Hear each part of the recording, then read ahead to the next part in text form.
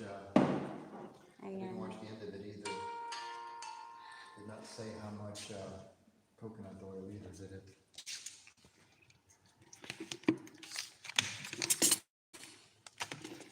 Hello guys, we're making We're trying to.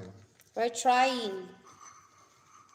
What's that? This is the oil, but it didn't say how much to put in. I think it was like 2 teaspoons or something.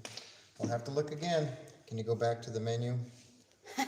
Sorry, I'm gonna heat up some peanut butter. Yeah, we didn't memorize yet. No, it's got it written down. Where's the? Hi FFH.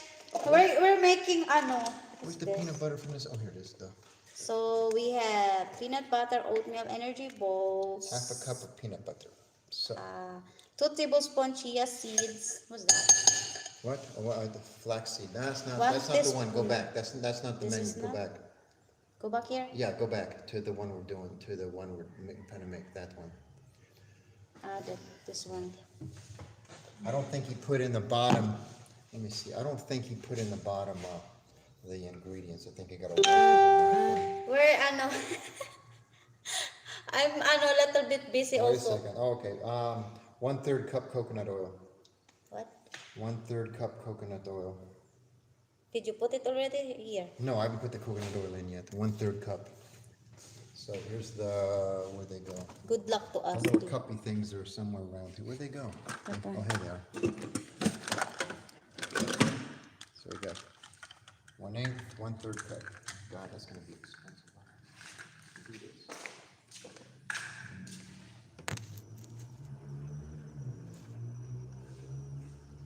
1/3 cup.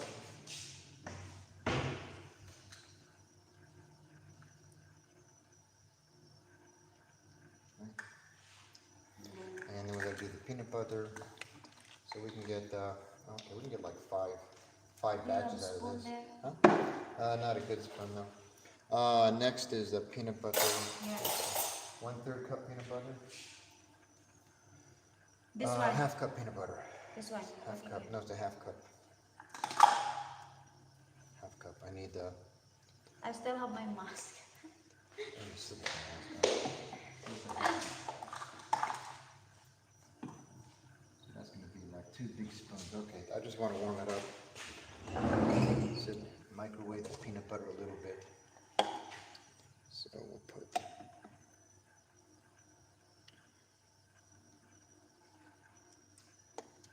Yummy. He is the one who read the ingredients. That doesn't mean shit. That doesn't mean shit. Read or misread. Oh, grab your phone. Grab your phone. Correct. We do the microwave. What's preparing we're making guys, look at that. This is one of our recipes. Yeah. Energy balls. We make already before, so we're gonna make it again now. The recipe said dates, but we're gonna use bananas. Before we use the dry mango. Dried mango, yeah, we tried. It tastes pretty good. We're just gonna try bananas. Because if you buy dried mangoes in a store, they're expensive. Yeah. Maybe if you dry the mangoes, it'll be cheap. But this little batch here, we're gonna try with bananas and even a little banana flavoring. Yep. So, Yay! peanut butter.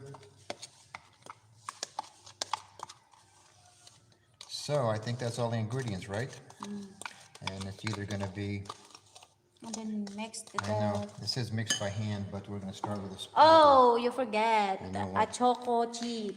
Oh yeah, we can put those in too. This might not be enough oatmeal. We'll have to see. Did you buy a choco? We can do chocolate too, but right now we're just gonna do these. The white? I thought you buy the choco. I like the choco.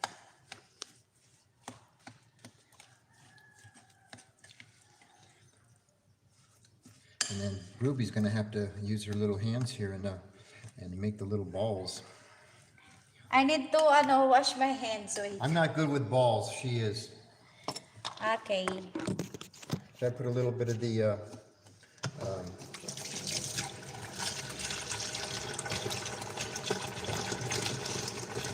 where did the white?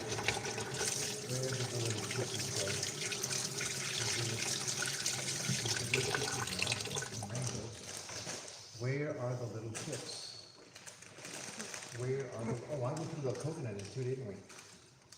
Didn't we put a little desiccant coconut in it? Yeah, we put Right, and I also. can't find their chips. I don't know what you did. Up there. You are tall I enough. don't see them. I don't see the chips. Do you? They're not here. Oh, there they are. They're in the back. Okay, hang on. Just a little bit I of think coconut. that chips has ants. Oh, they shouldn't. No, because they're dry. Ants got into the honey.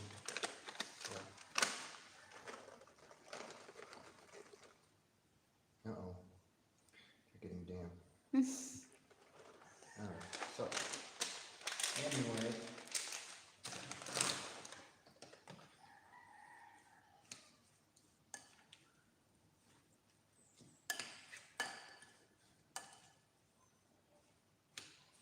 A little bit of the paper out, the wax paper, the no-stick paper. Yeah. We need some.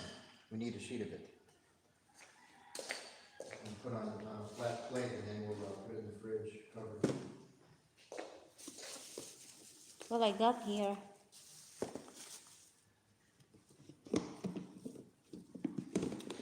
Put it here. This one, the unused. The Yeah, used. that's fine. I'll put it on the plate, I mean the big used. plate over here.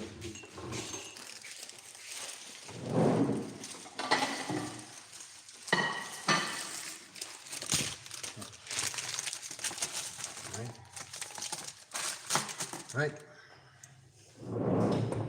Put the phone down. Get ready, ball girl. Did you put the Oh, Come on, it's fine. everything's in here. I thought we use banana. Never mind. Okay. Are you ready? Yo, watch it. Watch out. Okay. Small balls. Maybe we should measure. Give me that.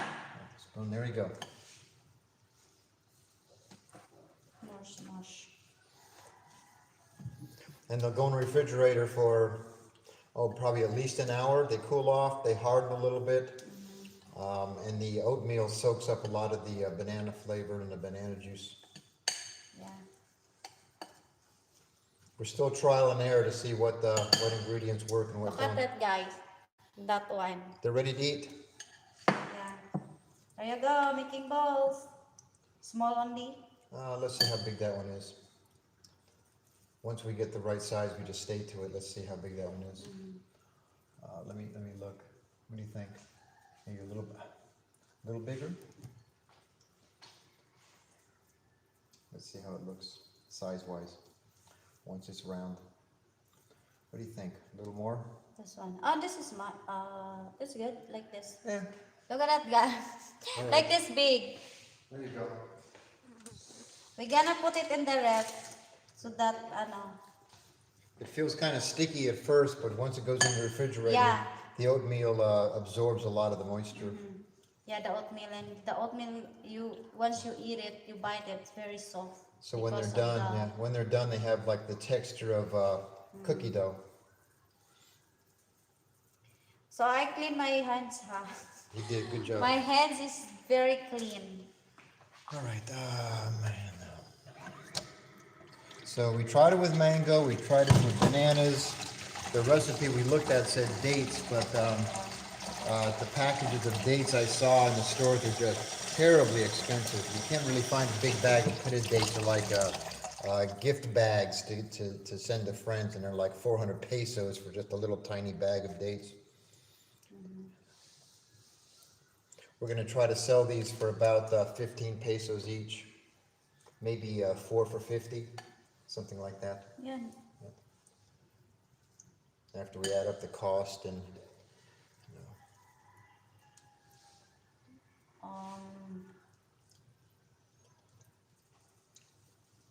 so we'll see if we can't get like 18 or 20 little balls out of this.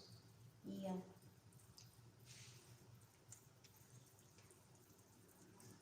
Even at 20, if we sell all of them at 4 for 50, that's still 1,000 pesos. And probably about. How are you, FFH? Hi, FFH. How are you? I fixed already my my GCash card. Or Gcash card. I already ordered. It's deducted by my amount, what I have amount in GCash. My first donator. Thank you so much at Jack.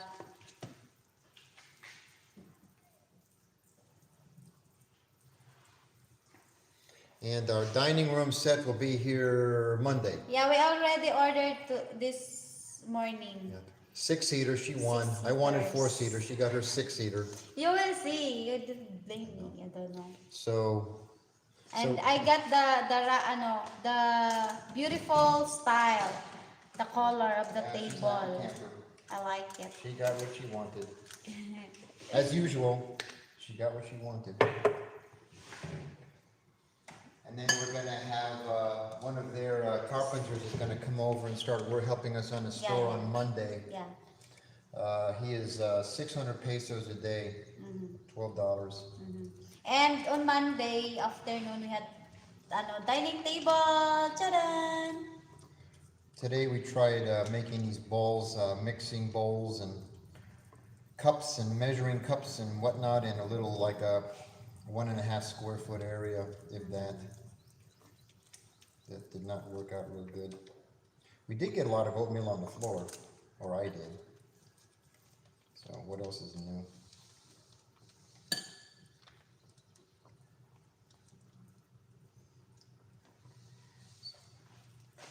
All right, so we got tomorrow Saturday, tomorrow more garbage. Yeah, we sell 4 pieces for 50 pesos. Like this big. Yep. That's pretty good. I think that'd be good, baby. Let's see how many we end up with. Mix. I know in the world of restaurant and servicing, you don't make any kind of a profit if you sell for less than it costs to make it. Yeah. But I think that's okay. I think we probably spent, oh shit, let me guess here. How much were the bananas for the bunch? Baby? I don't know. Because I buy also vegetables, so they asked me 52. Okay, so So let's just say, let's put- let's say 30 for the bananas. Yeah. So I probably used about 8 pesos worth of bananas. And then, let's see, 8 pesos worth of bananas and about maybe 50 pesos in oatmeal. Maybe 40 pesos in peanut butter. 110, 120. Not easy to have a real life. Oh my God. So we probably have about 200 pesos invested in our batch of little balls here. So.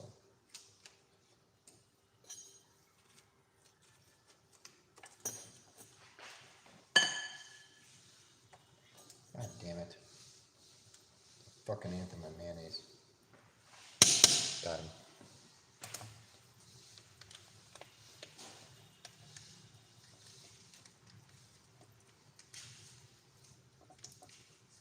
Mig's was asleep, he's awake again.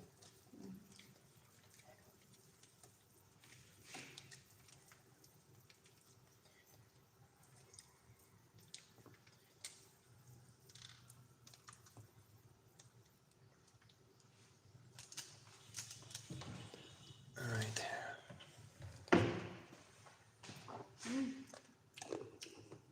So next, I think this afternoon or tonight, or maybe as late as tomorrow morning, we're gonna make our energy pancakes. And they're gonna be hopefully another staple. I think these balls are gonna be more for bike riders to take with them, buy 4 to go. And then we're gonna make these energy pancakes with eggs and banana and what else, coconut? I forgot the recipe now, what else? Eggs, banana, Eggs, banana, vanilla, little honey, the coconut. What's called that? desiccant coconut. Yeah, and then Little oatmeal? the oatmeal, the chocolate chips, the peanut. Peanut butter? Yeah. We'll have to look at that menu. Yeah. We kind of mixed the menu of energy pancakes and energy cookies, no bake cookies together, and came up with a recipe that looked good. They look like pancakes. And Cook them virgin just like coconut pancakes. oil. Yeah. You can search it and you, ano. Yeah, well, I've got that saved.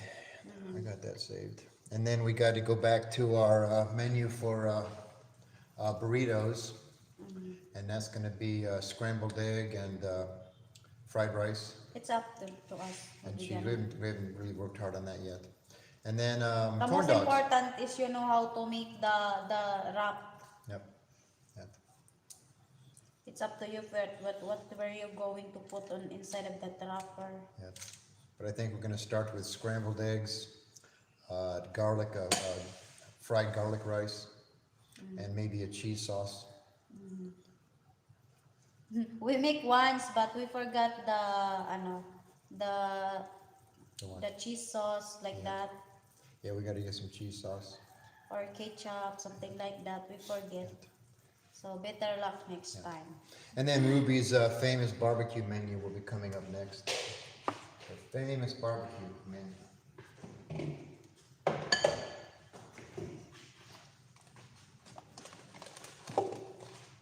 And the recipe of my barbecue. Very simple but yummy. Like me. Char?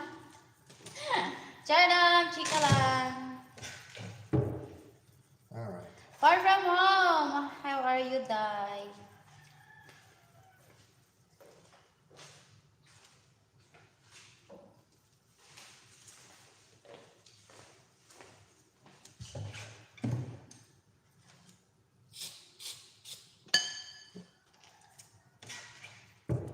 Don't too much of that No, I did didn't. there. Because I kept it just on the ground. No open Because food. the I know. food is in there. I know it's not open, and I didn't anywhere Poison near any ourselves. open. So we got 14. Oh shit, we can have more than 20. So we can either make them a little bit big. Well, let me see, four for 50. That's not bad. 50 pesos for a bar. These are the equivalent to a protein bar, energy bar that you buy at a bike shop in the U.S. for, oh shit, $2.50, $3 each, and we're going to sell them for $1. But then again, we don't have all the preservatives and chemicals in them. The only thing that we're missing in the recipe was in the recipe was ground flaxseed. I might down the road mix protein powder into these and make them high protein bars, but they're pretty expensive for a can. There's about $30 a pound for the protein mix shipped. I'd have to look. It might have been a little less than that.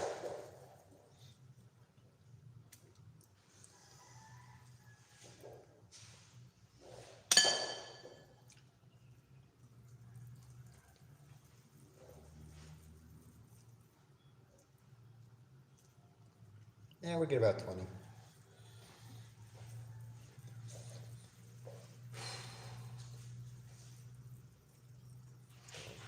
I guess I'm going to be away for a while. We won't be going to lunch for a while, okay? Okay, baby, we'll leave here in a couple hours. We'll try, Huh? no, never mind. If I open my barbecue, I'm gonna display this one there so that, if there's a biker, we're gonna serve them. Yeah, well, most of the bikers are usually out of the area by well before dark. So we can serve the biker stuff till 3 or 4 in the afternoon. And then maybe overlap the barbecue, so they might want to get barbecue on the way out of town.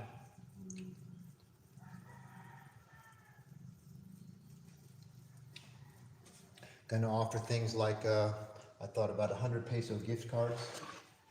So people can buy gift cards for their biker buddies for 100 pesos. And, yeah.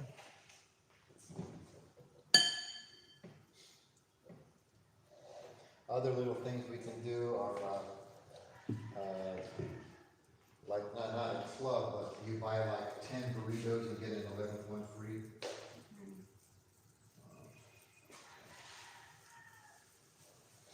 Well, we have bigger also for this is just an example. We Yeah. have bigger mixer bowl, so we're gonna do it there so that we can make bunch. Yeah, this is just experimenting here now. This is just an experiment. And it's time for my ham and tomato sandwich, which we probably won't be selling. That's just for me. Is anybody even there? I don't know. It's far from home. Is anybody there, or we bored everybody away? No, the other's sleeping now. No, they're sleep. Yeah, they'll be back tonight. Jack Kent sleeping and Kevin Total is busy, very busy. Business. A business.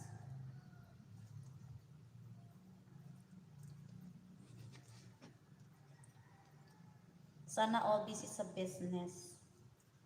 Sana all. All right. Oh, peanut butter.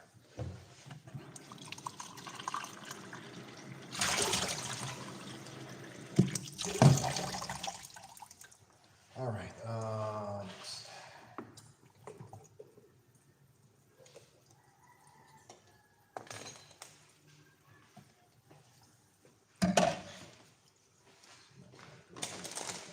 One more. Okay. One more to go. This is the big one. We're gonna need more shelving for all this shit. Now that I've opened up more oatmeal bags and Hello! I make the bigger bowl. Bowls. oh, I just got Bowls this. of We have a bigger one, don't we? We have a bigger one.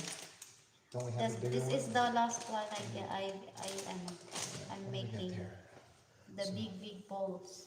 1, 2, 3, 4, 5, 6, 7, 8, 9, 10, 11, 12, 13, 14, 15, 16, 17, 18, 19, 20, 21. We got 21.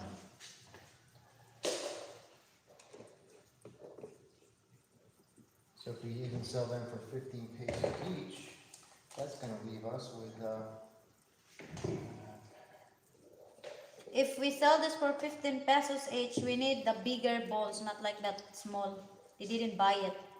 Very small, look at that. 10, 15. If it's small, we give them 4 for 50 pesos. This one, if you want only, they buy only like one, we give for 15 pesos like this big.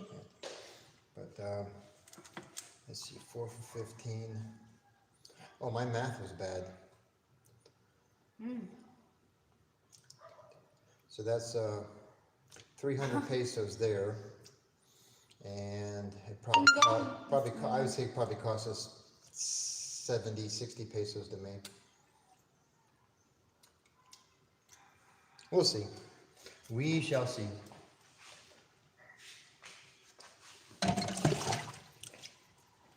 And then done. Back in the front. Wait, All right.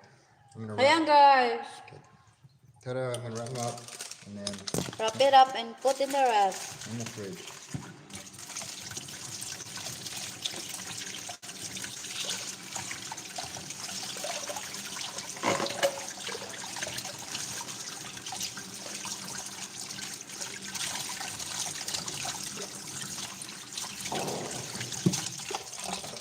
Wrapped up.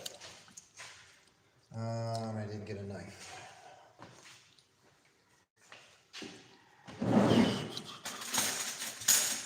Oh, that's what a knives, huh?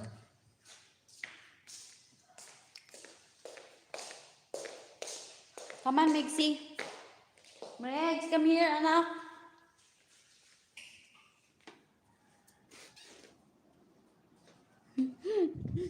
Funny, I feel the cold now. Oh, now you're cold. I feel the cold now when I enter the room. Last night, I'm very hot. My body's very hot. I can feel the aircon. No way. No aircon. So now when I get inside, oh my God. Oh,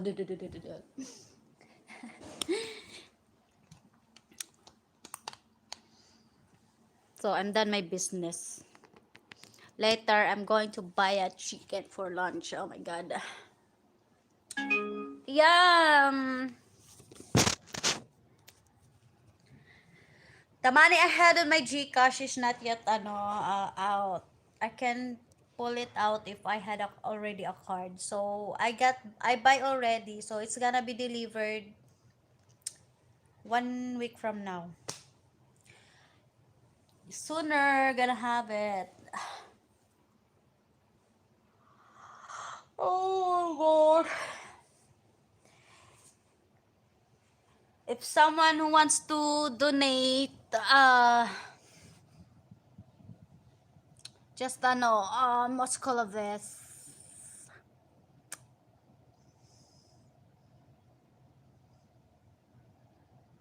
Just send it by my number. Gcash.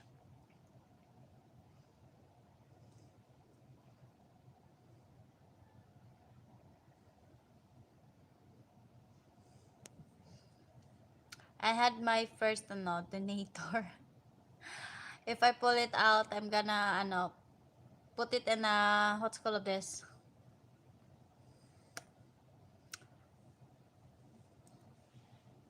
What's called of this? Laminate. Yeah, laminate.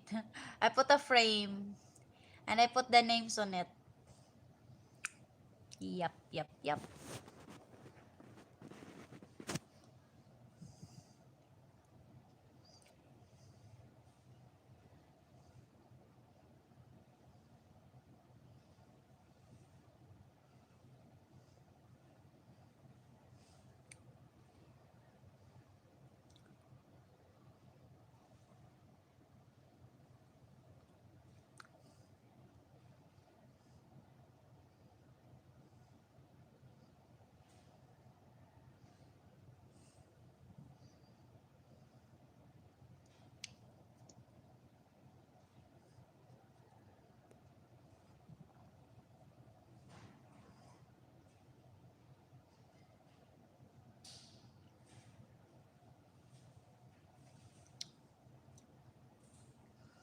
Sana mama, ako na yung papa. Amoy oatmeal. Smell energy balls. My hand.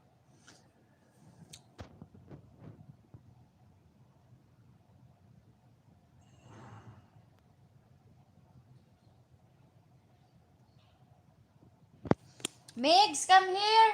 What? I'm coming. Migs, come. He's asleep. Asleep. He's asleep again. Shit. All right. You can't let him sleep for too long. We'll have to wake him up so that he'll be up for a few hours and then take a later nap. A friggin' nap towards the 12 noon. Little stinker. It's hot here in Cagayan, FFH. Not too bad. Not too bad. Not real bad.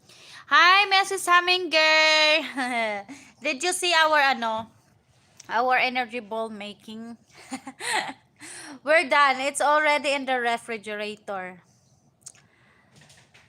So, and we got already ordered the dining table set 6-seaters. So they gonna deliver it on Monday afternoon here in the house, and Monday also the start for fixing the store, upcoming store. I got behind on some videos. Thank you so much, Mrs. Saminger. Why did it show? You're just watching. Also, I got my already Gcash, but I'm still waiting the card. I had an account, but I'm still waiting the card. I order a card, so it's gonna be delivered here on me.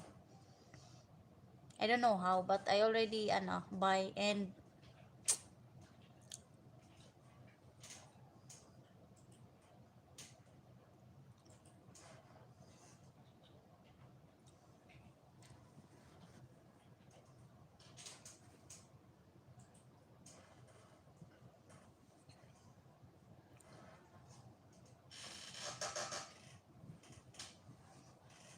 how are you, Mrs. Humminger? Do you guys have gravel trucks like what Frank is doing? What? We don't have. We have shovel, the little shovel, and a pill.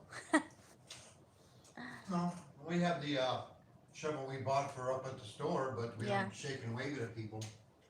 Not like Frank. He used the truck.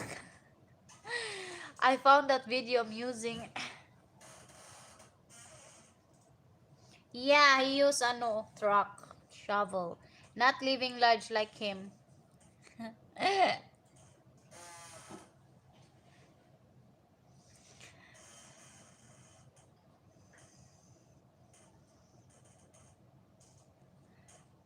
He didn't attack me for someone's donating me.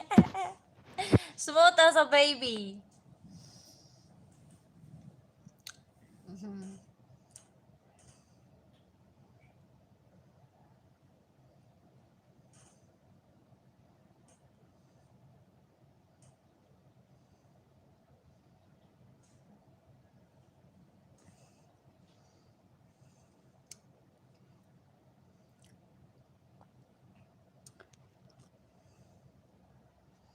Smooth as a baby. He doesn't get his fingernails dirty. Oh my god, that's fake. He didn't do much work. Idiot. He didn't do much work. He always bragging in the camera that he worked. But yeah, as we see in the hands is still clean. No dirt. The hot sexy, I see you weren't happy with just sexy. Yeah. Some days she's sexy, and some days she's hot and sexy. As what I wear this morning, that's my sleepwear. I don't have bra that time this morning. I off also. I have live this morning and I off because 5% I charge my phone and I leave it on my son and we go order the table. Ruby is never satisfied. She always wants more and more and more. That's how satisfied mga tagali. Right, Hemi. I wanted a four-seater dining set. She wanted a six. She got her six. And I got my own design of the table. No need to put a tablecloth.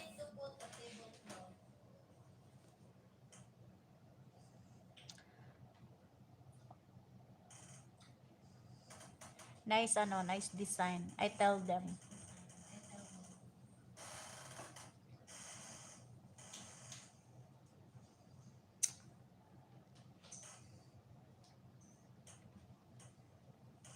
And you're right, Hemington. That's what gold diggers do. I'm just doing my job. She ain't happy with plastic cups. No, she's happy with plastic cups. That's all we have are plastic cups. So she's good there Our for the moment. for the our my special visitors, I use glass cups. And for me only, I use plastic cups in the house.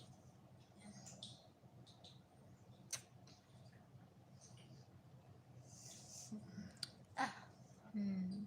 Oh, really?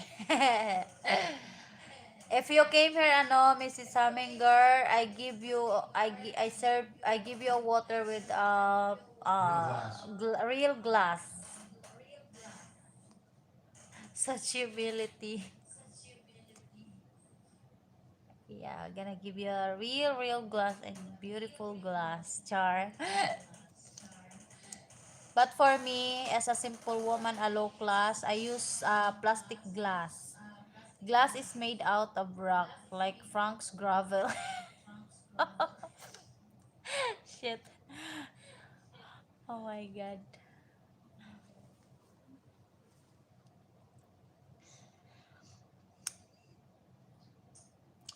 Mm, mm, mm. Come on, don't knock Frank in his gravel. I mean, he must have helped warm himself out using I two think 5-gallon it buckets will worth of open gravel on his October. walkway. That I took a lot of work. think Philippines will Lay open off the little guy. October. Lay off the little fella. I don't know, Hemi. It's I did calculating. Manila's That's when Manila's getting worse. 50% will be They vaccinated. they might change it, but for the last month they doubled down on foreigners coming in, and the only foreigners that used to be able to come in were husbands and or they had children. But now it's a spouse. They either had to have a spouse or children and be traveling in with them. They couldn't just come in on their own, and they can't come in anymore on their own. They I think that's like month to month right now. My God, I don't want to be vaccinated. I don't like it. I don't. I don't. And with the U.S. getting worse and worse with cases and the I various, they did the might even vaccination if they do open it up, they might not United open it up States to and Americans. Indonesia, and it looks like by October should have the adults be vaccinated. So I think it should be normal by then. Yeah. I'm not getting no vaccination. Well, now they're saying that the two doses isn't enough, and 6 months later you might need a third dose, and Oh maybe my a God. dose every 6 months. I was bored, so I do this calculation for fun. I thought you didn't bored, Mrs. Aminger. D, can you off the volume? D, I don't like, I'm weird and get fun out of calculating stuff like vaccination rates.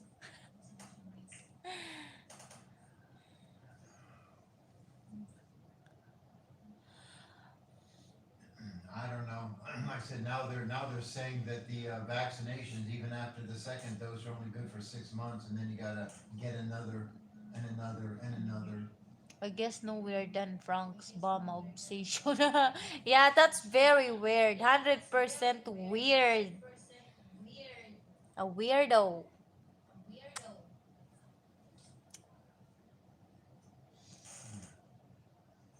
Well, at least with the vaccination, you're dealing That phone with factual classifier. But information and I think numbers. it But will little be Frank there, he normal just in a deals few with his months. flapping lips. Mm. What in his mind, what was hearsay yesterday is facts tomorrow.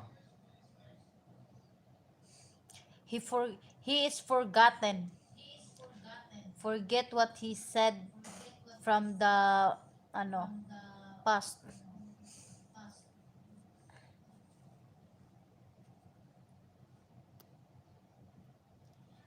I don't know. I'm the pessimist. I think by October there'll be so many variants that the supposedly successful vaccines won't be successful anymore.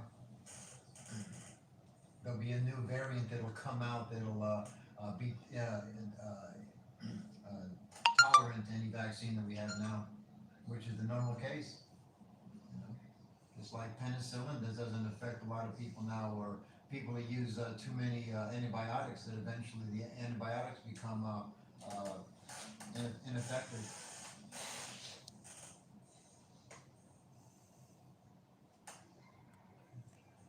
I don't even, it was the second. There's a new variant that's out, and the third, and now they're saying there's all kinds of variants they don't even know about. Mm. Supposedly, though, if a lot are vaccinated, they say the variants won't come out as much. So maybe we'll be okay. Well, who knows? Who knows? Remember, this is all supposed to be just a worldwide 2 week mask and distancing to flatten the curve of the COVID. Look where we are a year and a half later. Mm-hmm. Rico.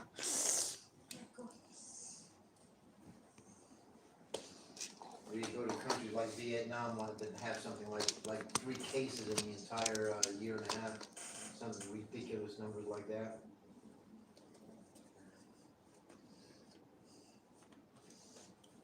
Mirror.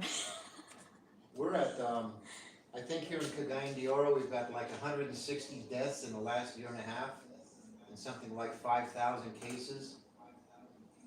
And it's kind of lax as far as compliance here, except on transportation.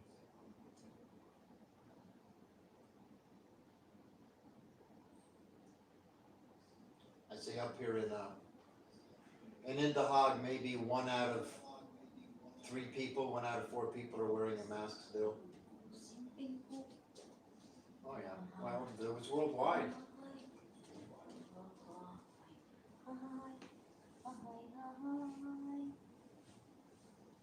Well, I think in America now they're saying some stupid thing like, you know, almost 400,000 people have died of COVID, and there's only about 2,000 cases of the flu this season. So somehow the flu disappeared and the COVID took over. All right, I didn't want the camera. I'm gonna lay down. Later, Dick. Not later. Not later. I'm gonna lay down. I don't like being on camera. You know that. I know, but no. Anyway, so that's that. Anyway, looks pretty slot there still. Yeah, somehow that's hard to explain. You think, Kenny? How is it just 10% of what it normally is every year? Where some new strain of flu came out, and you need a new vaccine for it, and oh my God, thousands of people are coming down with it per day. Now it's no longer, the flu's gone. Poof.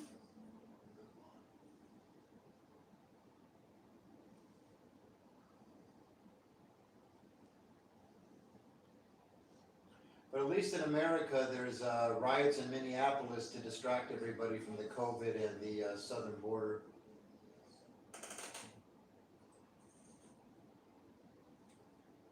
Yeah.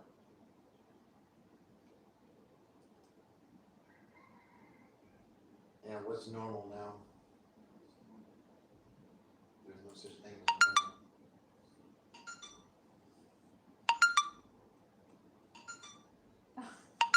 So what did you do, Henry? Did you scare off the little fella? He's been gone for a while.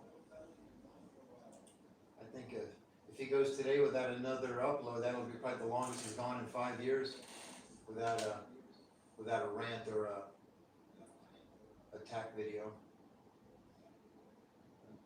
That it is.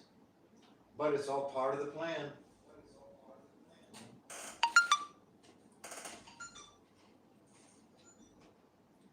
The powers that be have learned, have tested how easy it is to control the world population.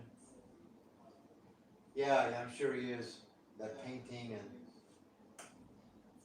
mowing the lawn, that mowing the lawn might take 20 minutes, 15. Or somebody else will get their fingernails dirty. Shoveling the dirt, no dirt on the hands, very, suspicious.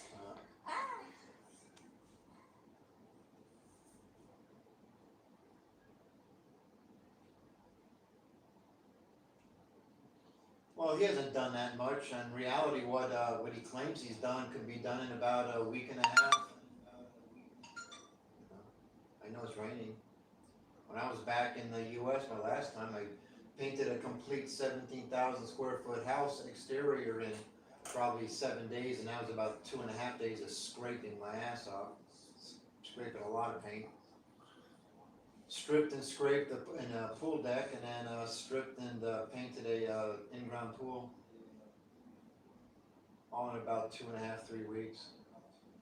Plus mowed the lawn 3 times, big lawn, about an acre, with a non-self-propelled lawnmower. Picked up my son, or dropped my son off, picked him up every day at school, cooked dinner. A lot of people, most people is not pressing with his work agenda.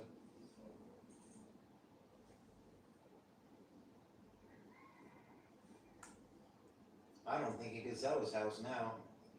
DQ did a good job being analytical about the value of real estate and income levels on Hilo.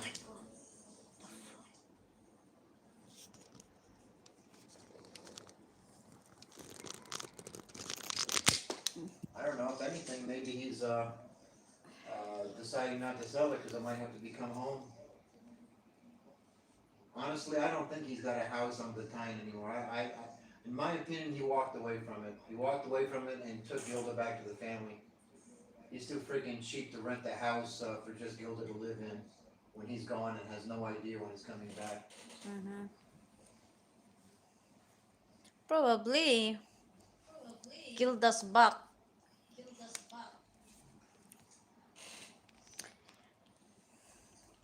Remember, a while ago he was going to drop $200 and build a front door and wall for Gilda's family's house. I wonder how that came out.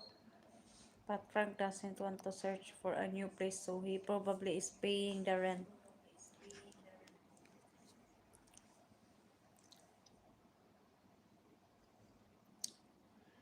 I don't know. I think he's too cheap. I'm not even sure Valentine is where he'd want to go back to. I'm saving He did all nothing my but bitch about love the for shopping and the you. ATM and the pollution and the garbage. So Frank is he may spoiled. not He's even want too to go back. lazy to look for a new place. And how many times he's shouting in a camera that he got a house. I had a house. I built a house. Look at the roof. We shall see. We shall see when he goes back. Well, we won't know when he goes back. Remember, he's telling everybody no one's going to know when he goes back to the Philippines. He's going to keep it a secret. He's going to hide behind his tree and say, "Here I am in wonderful Vintayan Island." Find a tree to hide. My God. Very funny. Nah, you might be right. He might be too lazy to look for a new place, but I think he's too cheap to keep the one he's got. But that's just my humble opinion. I don't know. That's my opinion today. I'll make it fact tomorrow. It's funny how he picked Bantayan.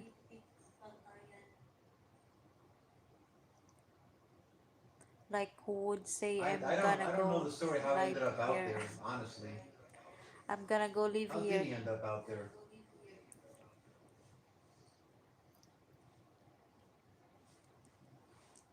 I don't know. I did that to Mindanao. I said I'm going to live in Mindanao someday, but first I lived in Cebu and Bareilly and Mandawi, Panglao. I haven't been to Bintan. It sounds like a nice place to go. Oh, God. If I go out there, I want to invite the little guy out to dinner. No, D, he gonna eat you. Oh, that's right. He's going to eat me for dinner. Never mind. I take that back. He gonna eat you for dinner. I'm scared. I don't wanna lose you.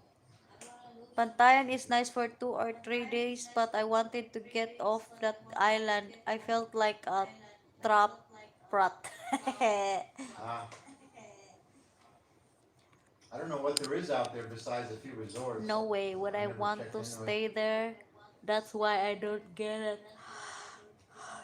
Ah,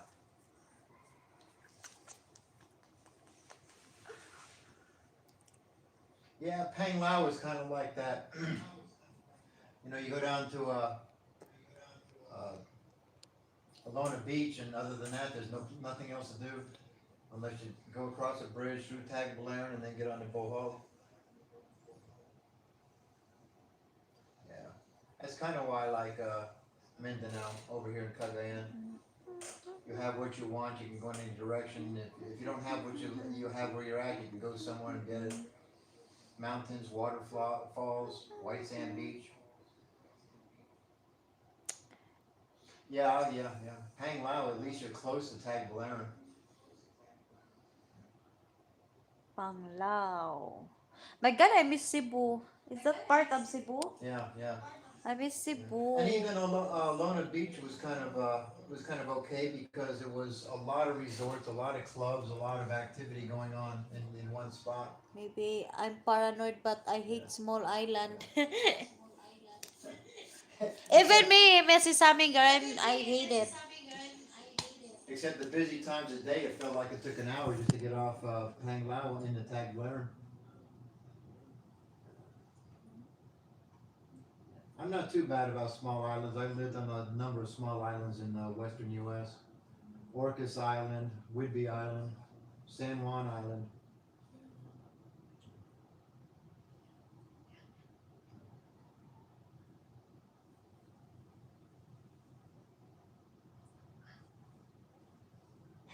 if you ever go back, I don't know if it's changed that much, but about an hour, what would it be? Hour east of Tagbilaran is on the beach, and it's kind of like a little hidden gem. It's kind of like maybe Alona Beach was 25, 30 years ago. And you can't see them from the road, but there's probably a dozen five-star resorts on the water, and then you get to the little town of Alona. And it is a little town, only a few little resorts, but the town itself utilizes most of the sand beach. Hi, Crazy So Kano. you can rent cheap and be on the white sand beach for next to nothing, and eat on the beach. Uh,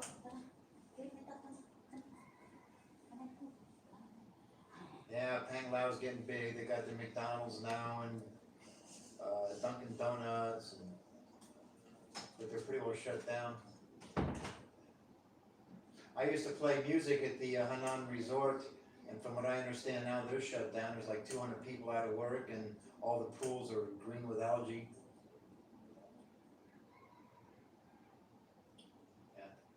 Yeah, Tagbilaran was all right. When I was there, they were playing around with the traffic pattern, so it was turning into Suck City, but it's okay. I think CDO is a little bigger, but not that I go there often. But with CDO, you got 1, 2, 3, 4, 5, 6 big malls, and they're almost in walking distance to each other.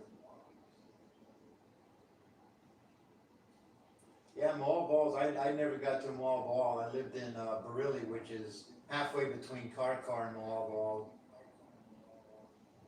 but definitely not a tourist destination. Hello, Crazy Kano. When Ruby comes back, she'll say hi. I think she had an emergency.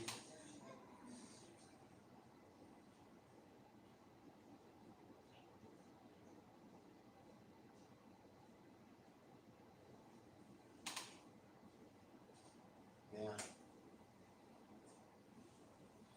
I didn't really go into mall ball, but friends and I did a mountain bike ride from Bareilly over to Auslab, and then back over the mountains to Mall Ball. So we were up in the mountains looking down and rode into the town, and then rode out of the town right away, back to Bareilly. It was about a 100-kilometer ride.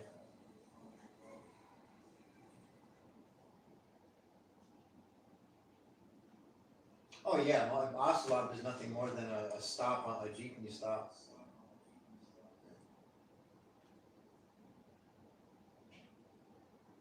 Yeah, there's no comparison. Auslab, the only thing they're known for is the whales, swimming with the whales or whatever. But yeah, it has gotten a lot bigger. The mayor's dumped a lot of money into tourism there.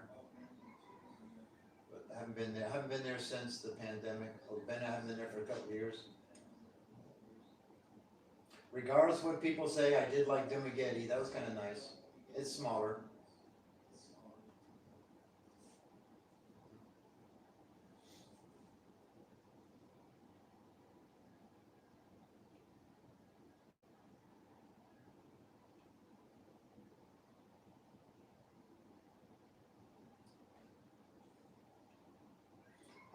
If it's like any other tourist place right now, Mall Ball is a ghost town.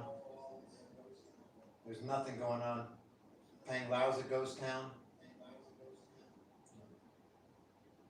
All the resorts are ghost towns.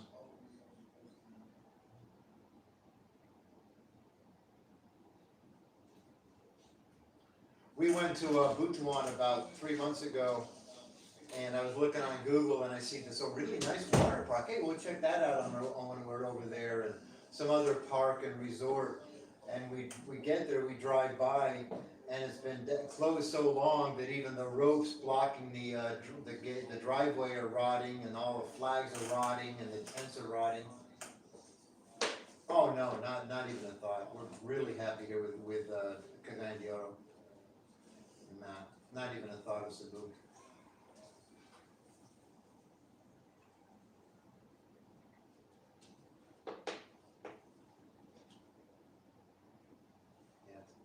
Yeah, things that I Now, are you talking Cebu City or anywhere on the island?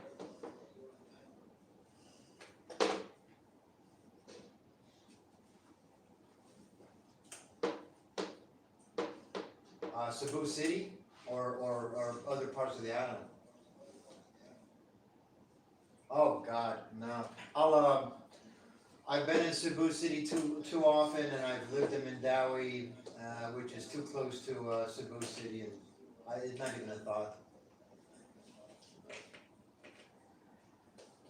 I mean, sometimes it's got its moments, but like if I used to go almost every weekend, I'd take the ferry from Tagbilaran over to Cebu, and then play music Friday, Saturday night, and then take a ferry back.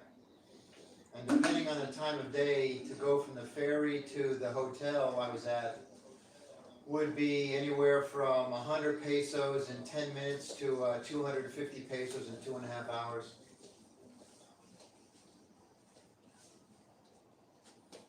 I mean, right now, I'm living in a house for 14,000 pesos that would probably cost you 40,000 pesos in Cebu. The budget!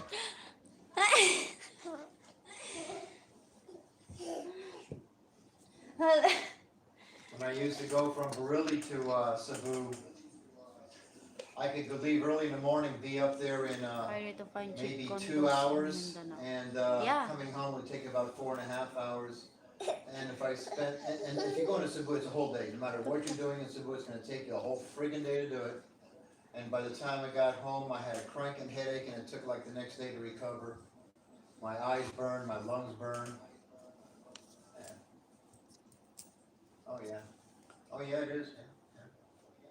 Here, even in CDO, I think you can still find a nice little one-room condo, efficiency condo, for about 7,000 a month. But the one bedrooms are getting expensive. They're about 18 to 20.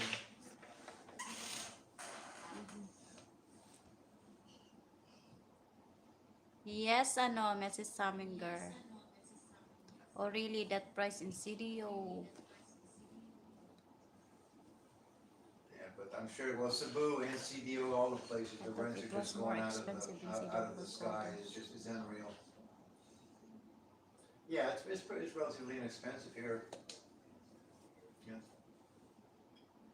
No, it depends on where you go.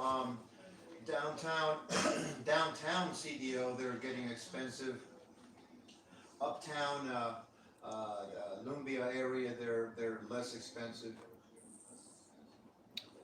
But I haven't been looking at condos. I never was, but when I saw prices, they weren't too bad. Let me go see. I'm gonna go do a real quick little search right now. What do we got?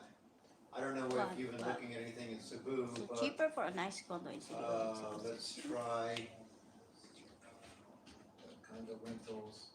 Cebu City is very expensive. I don't know here in Cagayan. I think Davao it's not cheaper. Condo for rent in I don't know Cagayan de much about Oro. CDO. Let's see. Me too. Here's one. It's looks like it's kind of like an efficiency unit. It's 7,500 a month. Yeah, if you search it by go Fully furnished. Facebook. No. Let's see, what else is there? No, Nick.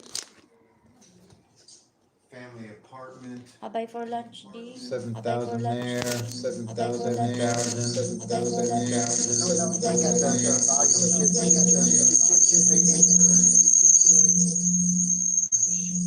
You put that too close. There you go. You put it too close to the computer. All right. Yeah, you should check it out. It's a nice city. Nice city. You can be in the mountains. Let's see, we're about 10 kilometers from downtown. And it's like we're up in Bukidnon, we're up in the mountains. You wouldn't know we're anywhere near a CDO. We can be there on a motorcycle, I can be there in 20 minutes. If I wanted to go to the malls downtown.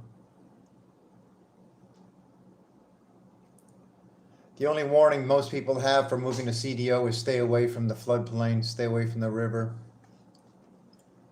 We're about, 800 feet, 1,000 feet elevation now. Yeah, it's good. It's growing too. Uptown is growing in leaps and bounds. They're putting in crap like 14 subdivisions up there now. Yeah, you should check it out before you make a decision.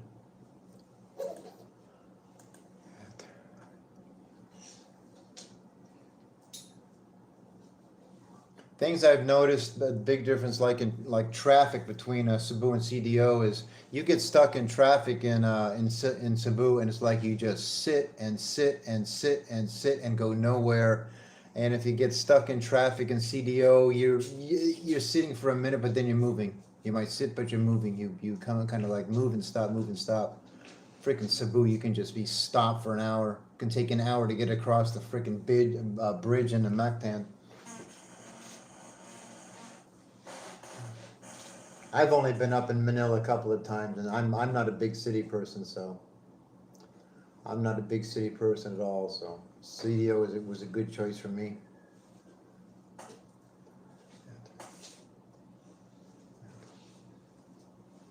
Yeah, I've never been to Thailand. I can hear it's pretty bad, but God, I've been stuck in traffic jams in Cebu, and I'm not usually, but I swear I was starting to feel claustrophobic. Because you just sit and sit and sit.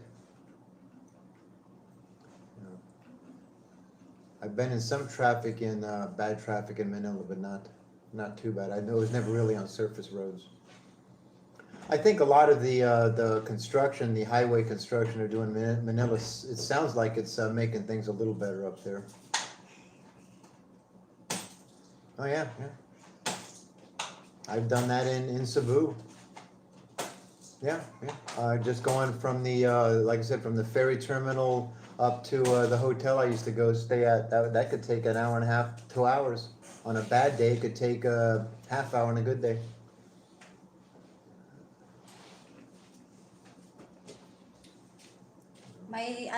Start funding. That's for fun.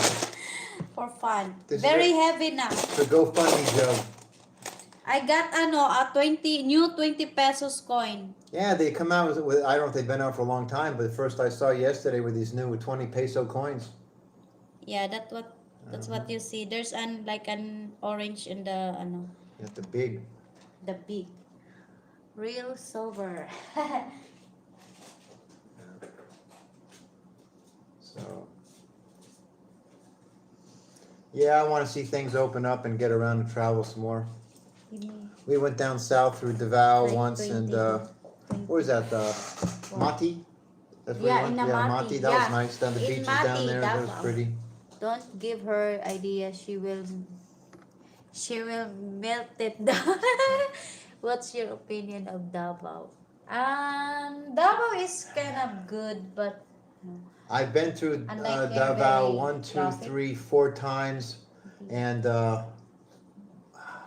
I didn't like it. I didn't like the traffic, but I also spent most of the time east of Davao. Over was it? I forgot the name of that area, Pagasian or something, Pagadian. I forgot what it's called, but it's one of the major shipping ports for Mindanao.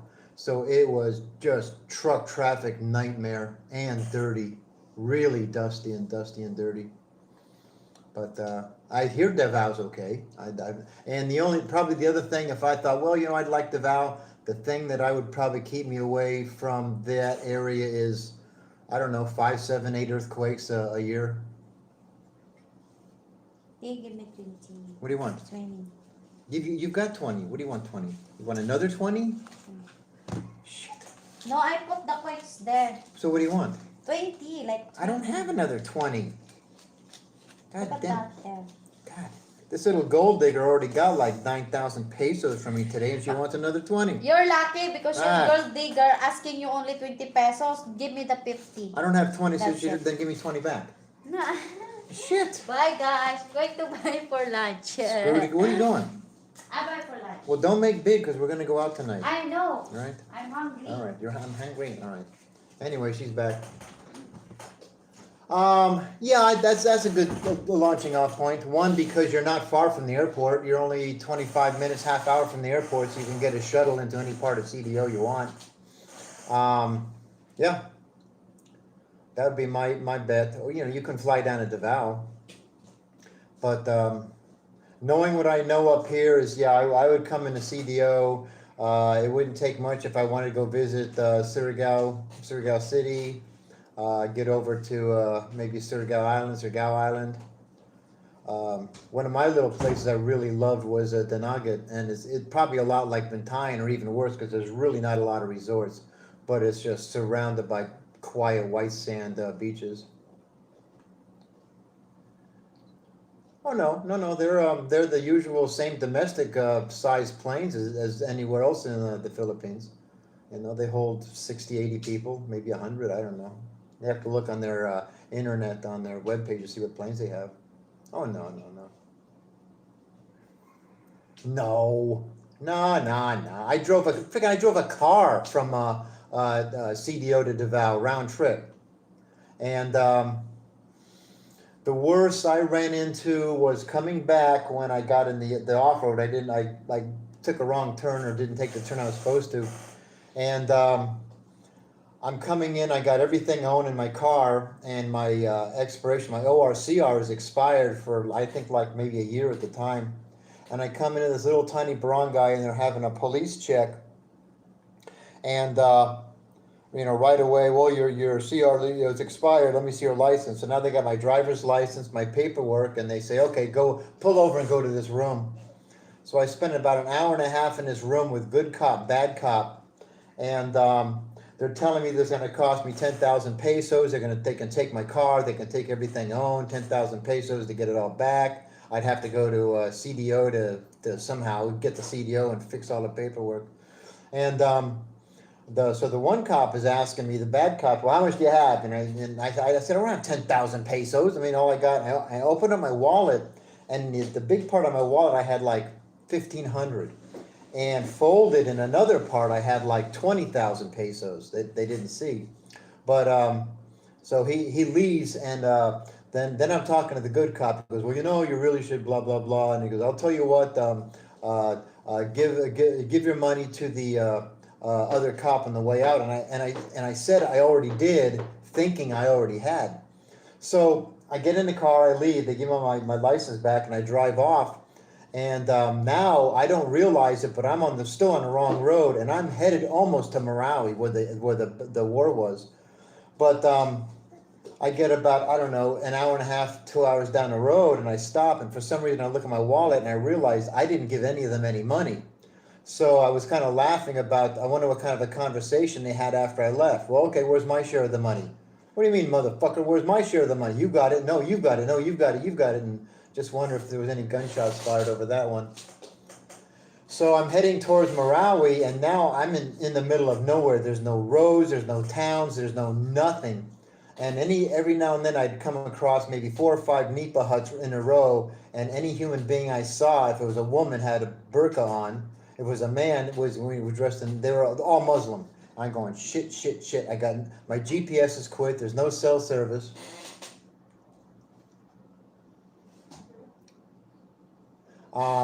Anyway, back to answering your story. But no, I had no problem going from Davao to, from CDO down to Davao. Now, and I should add that Ruby and I went down Valentine's weekend, not this last one, but a year ago, and we took a turn. I said, okay, I'm going to follow GPS. And we took a left turn, went up into the mountains, and we were in the middle of freaking nowhere. We finally got into Tagum, close to Davao. But when I got back, I was talking to friends, and I told them I went up this road. You went through that area? I said, they said, crap, that place is full of rebels. And we didn't know it. But we were kind of, I guess, taken aback or pretty uncertain because we'd be in the middle of nowhere, no power lines, no houses, no traffic, no nothing. And as we're approaching, say, like a corner, a little girl or a little boy, 4 or 5 years old, would kind of climb out of the ditch holding their hand out, I guess hoping we'd stop. No, I live down in Calswagan. That's right next to Marawi. No. Even Marawi's not dangerous anymore. During the war, most of the good Muslims moved out of Marawi into Iligan City. Some moved back, many did not. Many did not move back. Even the people in Kauswagen, right down there next to Illegal City, we kind of joke about it. I lived there for about 2 months, and it was kind of like anybody who doesn't live on Mindanao goes, "Oh, it's really dangerous. I heard it's really dangerous down there." And the people who live in Mindanao going, "What the fuck are they talking about?" Um, as a foreigner, there might be some mountain areas you wouldn't want to go. The worst places, I guess, kind of for rebels or trouble is going to be Zamboanga, which is on the southwestern most part of the island, or Samar, which is on the very southern part of the island. There's supposed to be a little trouble over there on the northeastern side of the island, but no, it's not too bad. Most of the time, the trouble here is not with foreigners and rebels, it's with locals and rebels. They'll do stupid shit like they'll, in a small town, they might kidnap the number one local businessman, hold him for ransom. And what they've learned is if they kidnap a local for ransom, they might get the ransom and one or two police show up to investigate. If they kidnap a foreigner for ransom, they're not going to get the ransom and the army shows up. So they kind of wouldn't quit messing with foreigners. Yeah, that was well planned, and just the way the city's laid out, it was easy to hunker in and destroy the place. No, I'd never been to Marawi, but a lot of things I look for on a marketplace here, Facebook Marketplace, and it's amazing how many things are sold out of Marawi.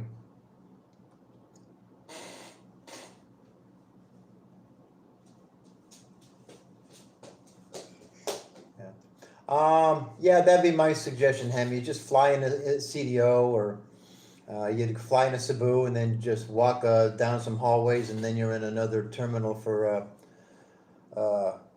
Philippine Air, and then you just a quick trip. I think it's like 50 minutes from Cebu to CDO. You can a number of shuttles run from the CDO, from the terminal there at the airport at oh, I forgot the name. Yeah, Lingo, I can't pronounce it now. The town that the airport's in a CDO, and then after that, yeah, buses are easy enough.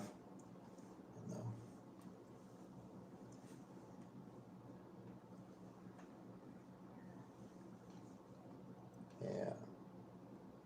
No. See, Marawi is shit. It'd take me, I don't know, 3 hours to get to Marawi, and it's about 2 hours to Iligan City from here.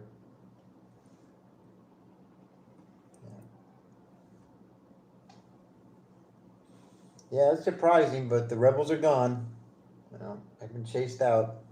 Most of the city's still destroyed. I think if you go on YouTube now and search Marawi, you'll see just how much of it was destroyed and how little's been rebuilt. But no, Marawi's not close at all to CDO, or even Ligan for that matter.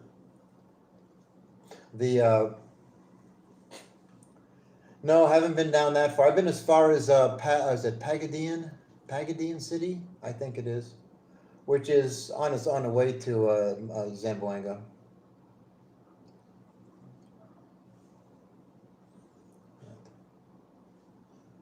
Yeah, I think it's Pagadian City I went to, but I wasn't really impressed with that area either. Yeah, when I was down there, we couldn't go anywhere into the mountains or resorts because there were warnings out. But I don't know. Yeah, they do. Yeah, there's pockets of a lot of Muslims. When I went to like if you go to Robinson's Mall in Iligan City, it's kind of like if you're not Muslim, you're the minority. But being worried about, there's no point in being worried about most Muslims. They're not out to get you.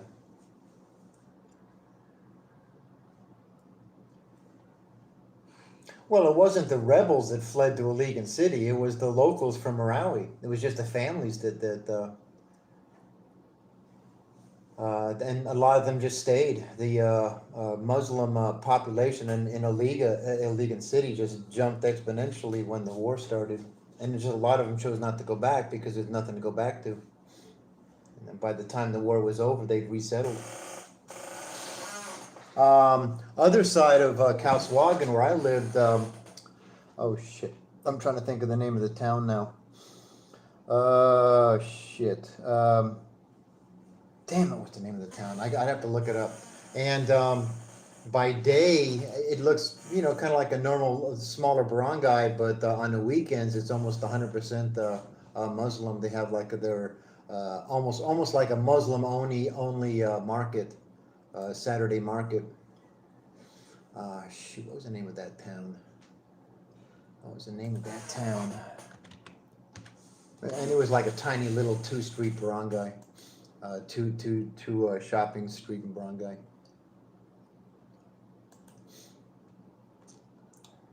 So, what the heck was it? Not El Salvador, down here, Iligan City, Kauswagen, not Bacolod. What the hell was the name of it? Not Bacolod, not Mango. Shit. I can't think of it now. I'm looking. Mango Beach. Kauswagen. Bacolod? I guess it was Bacolod. Something like that. I think it was Bacolod. It's another, not the big one you've probably all heard of, but another Bacolod. It's amazing how many towns in the Philippines throughout the islands have the same name. You know, if you're up here in CDO, you say Kauswagen, they think you're talking about the barangay up here in CDO. If you're down in Iligan City, they know you're talking about Kauswagen. It's east of or west of Iligan City.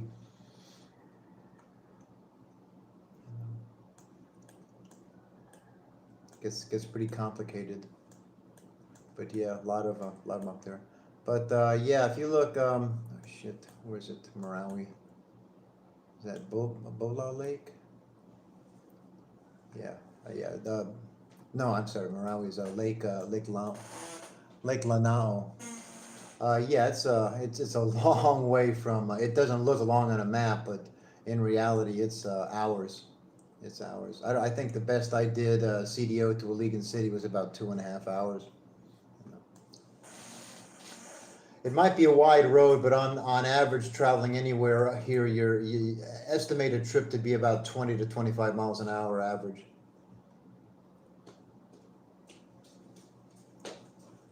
That's pretty normal. That's pretty normal.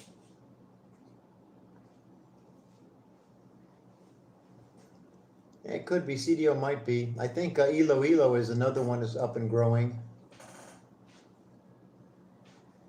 Yeah. Well, see, Cebu and Manila overrun by everybody, overrun by humans.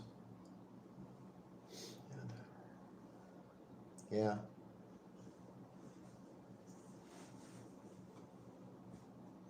And if you look at the that part of the coast, there really isn't a lot to it. It's almost all rock. Almost all rock, that whole stretch there. I went with some friends down in Iligan City. We but borrowed a little boat and paddled along the coast, and we found the little sand beach, which was literally no more than 50 feet wide. What do you got? What's going on here? What did you get? My God. I got soup.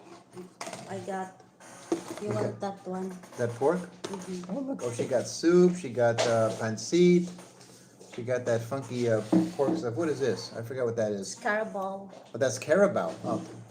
We've got carabao. Yummy. Yeah, The soup is free. Kind of chewy. Tastes like chicken. Yeah. Kidding. And It very could be. spicy.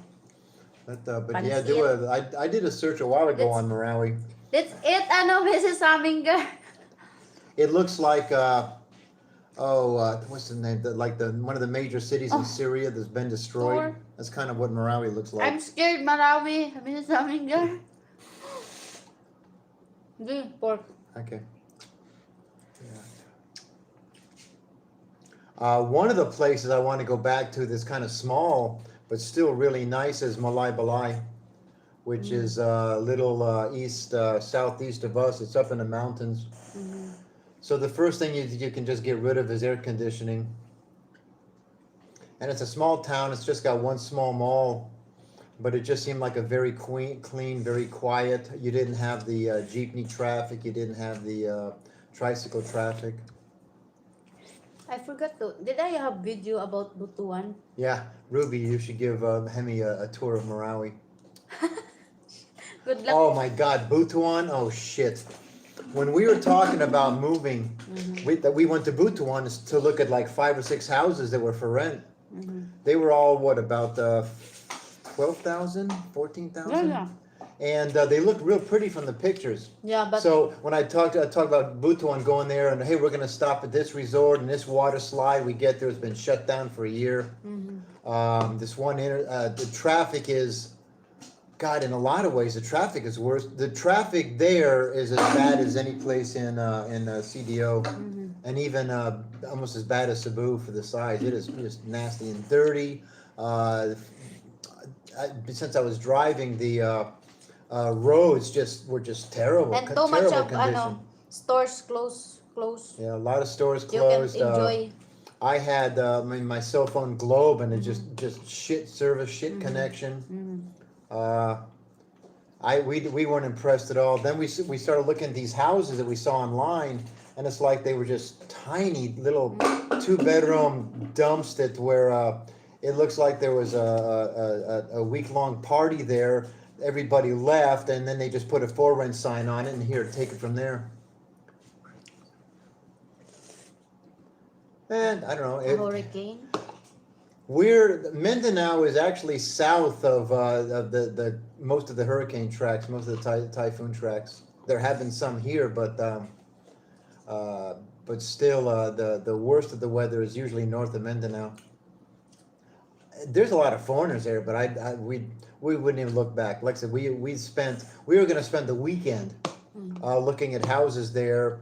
We got there in the afternoon on a Friday, I think, and we left Saturday morning. Said, hell with this, we're out of here. This isn't worth it. Now, the hotel we stayed at was nice. Yeah, they don't get hit with that much in the way of much more bad weather than us, but you go a little farther north than that, and then you start getting into the storm track belt. Yeah.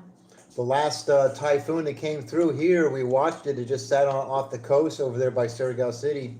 Sat off the coast for like 2 or 3 days, and then took a complete 90-degree turn north and missed the island, missed Mindanao completely. Also, like a Hiri in CDO, if anything comes in from the east, you've still got 2 mountain ranges. And a lot of terrain before it gets to CDO. They. Oh yeah. Work. That's yours. I will. Yeah. Well, that happened just a year ago, but again, that was north. That was north of here. And even the worst of the typhoons usually hit north of Manila. Yeah, it can hit on the east side, but I don't know. We probably no worse here than anywhere else. Yeah, we're safe here. We're up in the hills. One of our reasons for leaving where we were, the last house in CDO 2 months ago, was about a month earlier. It was hardly raining, and we got people knocking on the door. Get up, flood. What the fuck are you talking about? It's hardly even raining. And the rain and the flooding in the CDO river in CDO isn't affected by the rain in CDO. It's 100% affected by the rain in the mountains. And it can come up in a matter of an hour. It can go from, it looks okay, to flooding the streets in an hour. So that's why I decided maybe 1,000 feet higher elevation is a better place to be. So, it's raining and raining. We're not scared. Oh no, it's easy to know if you're in the floodplain. Yeah, that's easy to know. Anywhere in downtown CDO on either side of the river could be a floodplain. They've done a lot building dikes. I mean, they built miles and miles of dikes since the last flood. No, CDO is not on the mountain. It's the flatland. It's on the water. But you go like where we are, if you go due south, direct south of downtown CDO, you go about 6 kilometers, and then you're just climbing out of the flatland into the mountains. CDO itself has uptown, downtown, the western side of the city. You drop down from uptown CDO to downtown CDO, and you're dropping down like 400 foot, 300 feet elevation.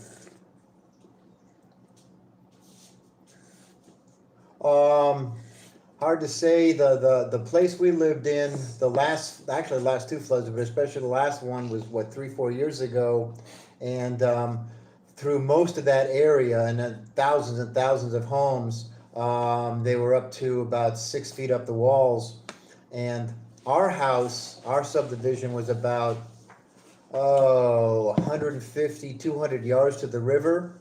And right behind our subdivision, where there used to be thousands of houses, there's nothing. It's just no man's land now. They're not allowed to build there anymore. It's pretty horrendous what happened there. Now it may not be as bad next time. There were a lot of factors. The last flood is heavy rains and extreme high tide. So there was no place for the river water to go except back up, and there were really no dikes. So if there's the rain situation like that again, who's to say? We moved out because even though they put in dikes, some as much as like 40, 50 feet high, directly behind us, they hadn't even started yet. Mm-hmm. Yeah, a lot of them did. Now down there in downtown, it might have been like the first floor, but and even some of those hotels are like, these hotels don't even start till about the second or third floor. But yeah, a lot of flooding. And it's going to happen again. Right, son? Yeah, put a little in here. So, but flooding's happening where? No, I put okay. soy sauce. If you want to see flooding, now, I'm not so much of a, I don't go around preaching or anything, but there's a couple of guys on YouTube that you really might want to look at. And it's not necessarily about the Philippines, but they're called, where'd they go?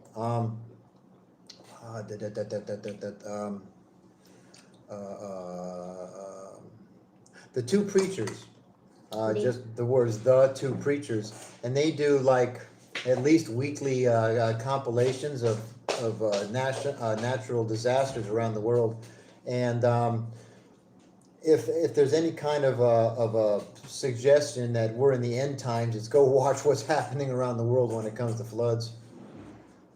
Indonesia in the last week they not only got over extreme floods, but then they got hit with earthquakes.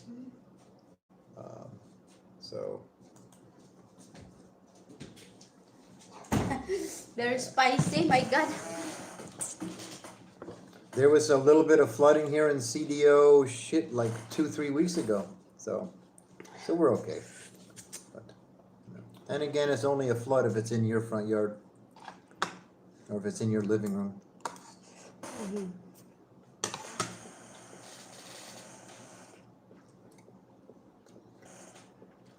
They're kind of a couple of good dudes. Their main focus is on relief and food and help for people in Pakistan, because one of the preachers been there. My God, Mrs. Huminger.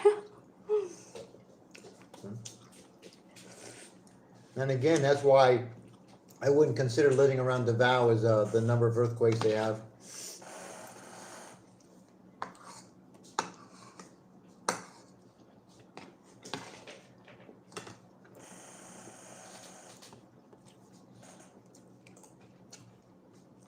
Sometimes you look at these rentals down in Davao, and the house, it'll say earthquake proof. We know from experience. Mm-hmm. Well, that's one thing we don't have in the Philippines is forest fires. Everything else, but not forest fires.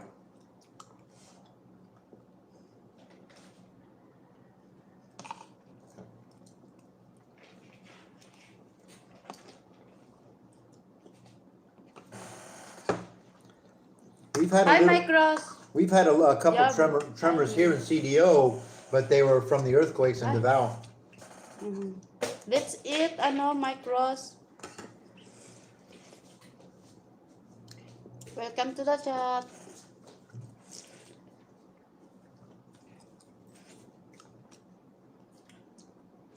That's one of the advantages from where we moved up here from is one of my big complaints down there was the dust.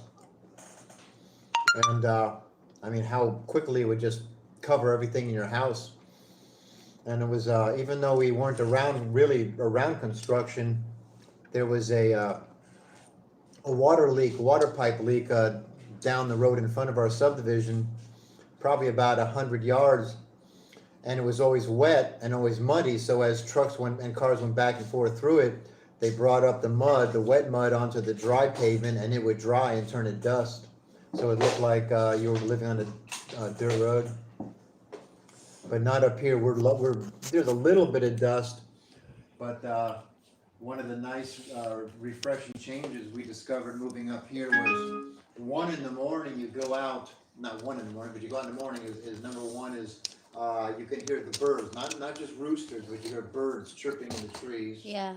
How clean, how cool the air is, and then also, and again, I got to ask Ruby what the name of the tree is. But there's a tree up here, and it smells just like honeysuckle.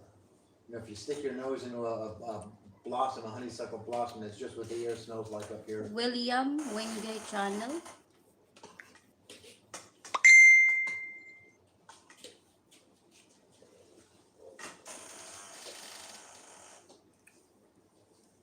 You know them?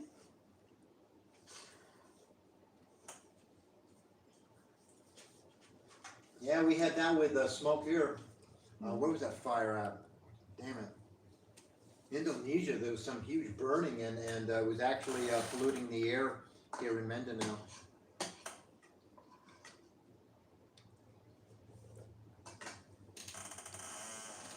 I don't know.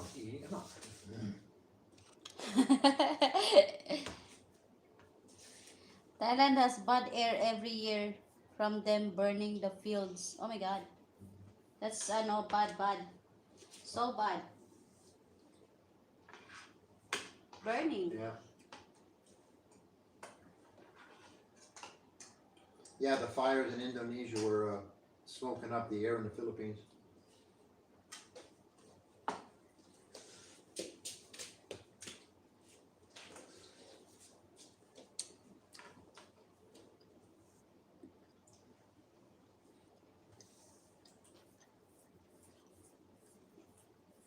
I came back to Vancouver September 2020 and I've never seen the air quality this bad. Indonesia is tropical. Tropical surprising, they have fires. Mike September was the peak, I think.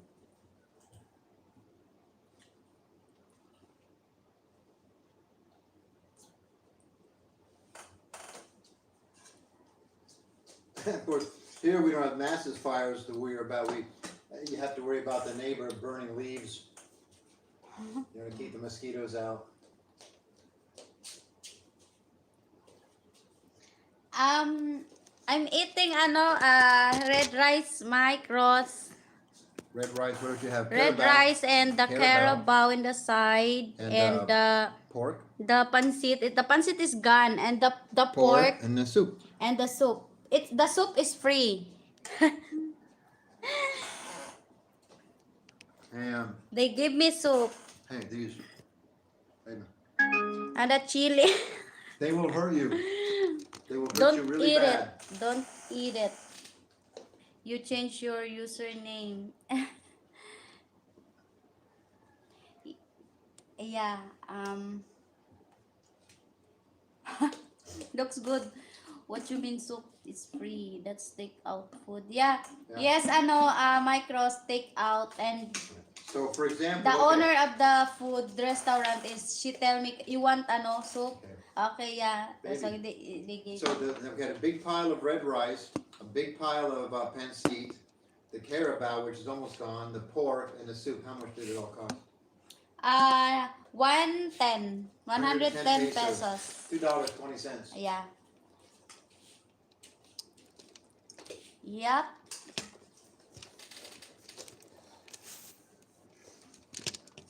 I claim credit. Everwood should change his suyo to our machi machi. Everwood's the hot sexy. Well, FL Wood's hot and sexy, that's an oxymoron. Do you guys watch many PH blogger channels? Nah, not really. LOL. Of course, we all know why we watch the little guy's channel, but really not many else. I watch, Huh? yeah. My favorite, I haven't been watching him enough, has been, and for years, and is why I'm here in Minden now, is Kyle Jenman, Becoming Filipino. Becoming Filipino. Almost we watch.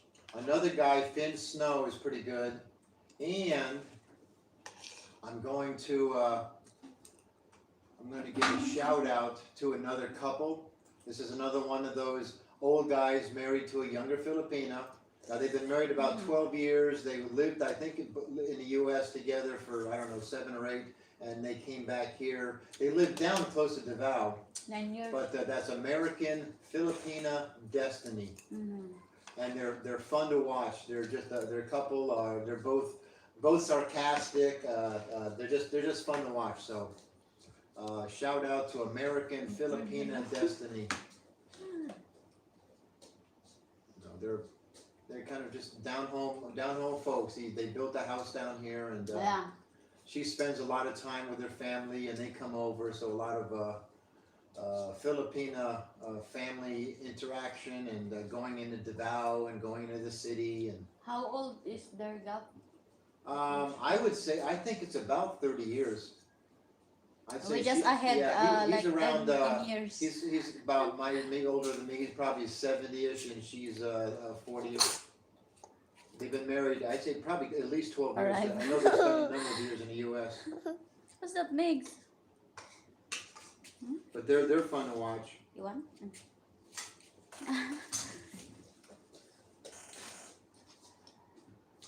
For younger guys,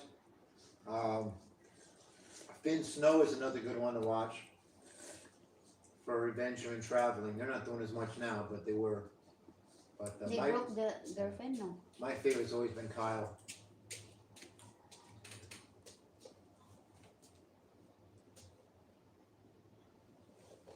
Okay, we'll be looking for it. High up in the hills, definitely not on the plains. And yeah, there are some nice houses already here. You may not have to build one. Oh, I do.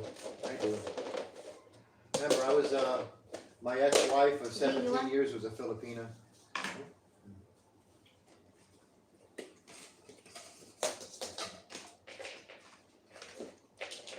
Bye. Excuse me. I don't know, I think maybe the homeowners association told him to shut the fuck up after they saw the video of him and his neighbor.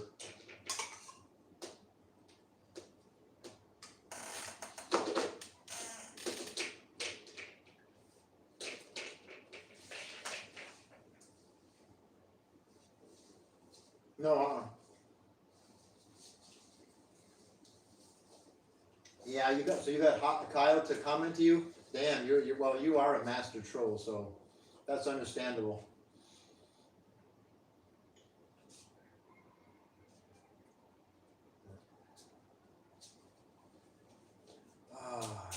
There's a few from Cebu. And I know he gets a lot of hate mail, but I do like Ned down in Dumaguete. And Bud Brown. I haven't watched Bud Brown in years, but I used to like to watch Bud Brown. And Ned. I like Ned.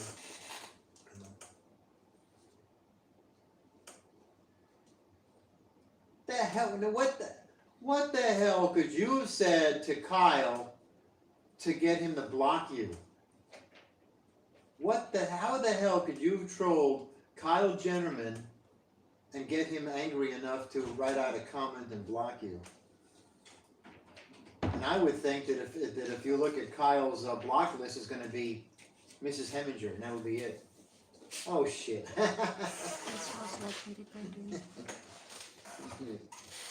Come on, Flywoods, you're no rookie. You're following channel he's talking pretty about straight. stuff He's got you his really know girlfriend. about.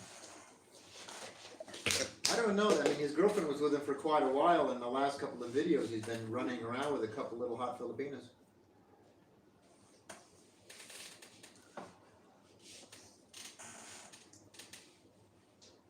This was before he had a girl, LOL.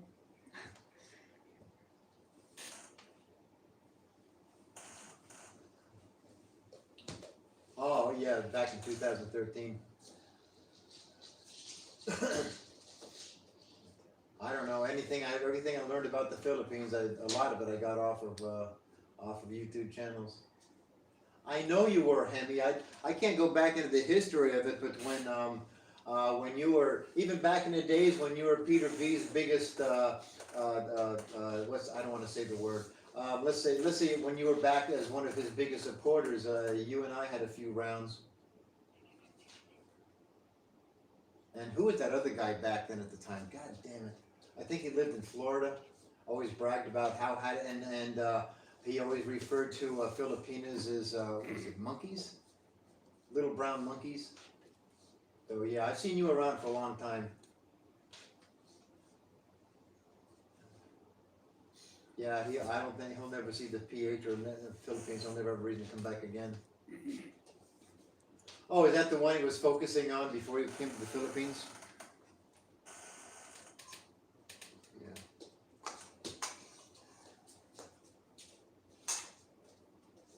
Well,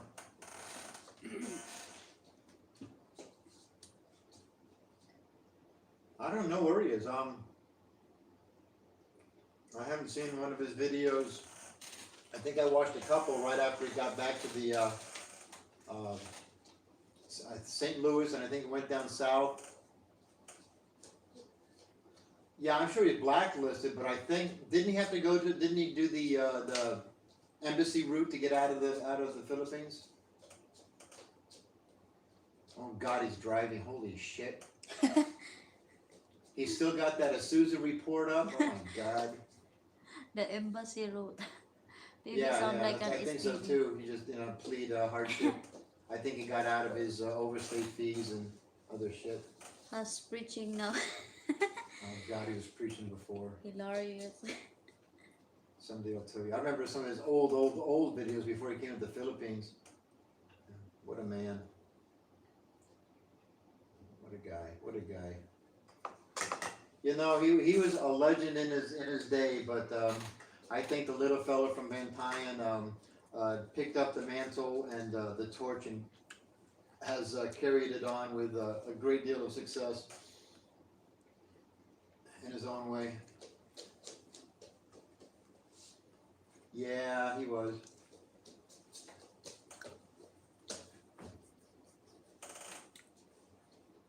The same. But yeah, Hemi, I know that you and I had a few bouts back about 7 years ago, I'd say by now.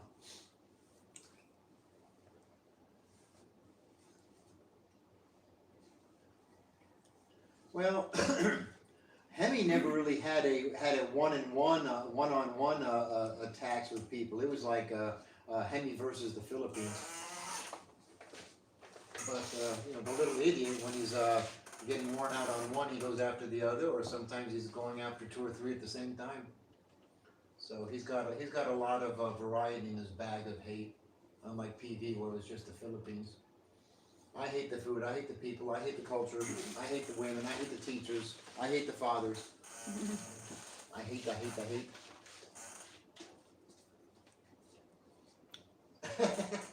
Probably. I know a lot of people hated you when you had like 500 comments on their page.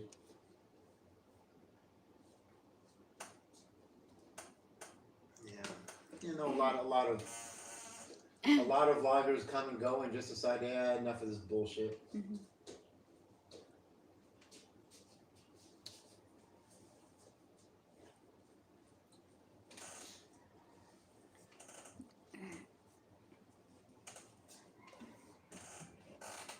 Psychosis, that's who I was thinking of. Yeah. The epic show. Yeah.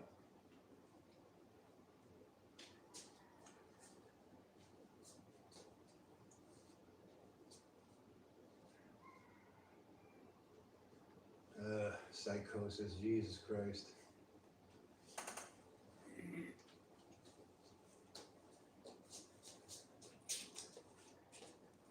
Yeah, back then, if you said anything negative about PV, then all of a sudden you get a message from Psychosis that he screwed your wife 77 times before she marries him or me. And then Hemi would jump in too. That's Psychosis. Now, wasn't he the one that would call Filipinas little brown monkeys?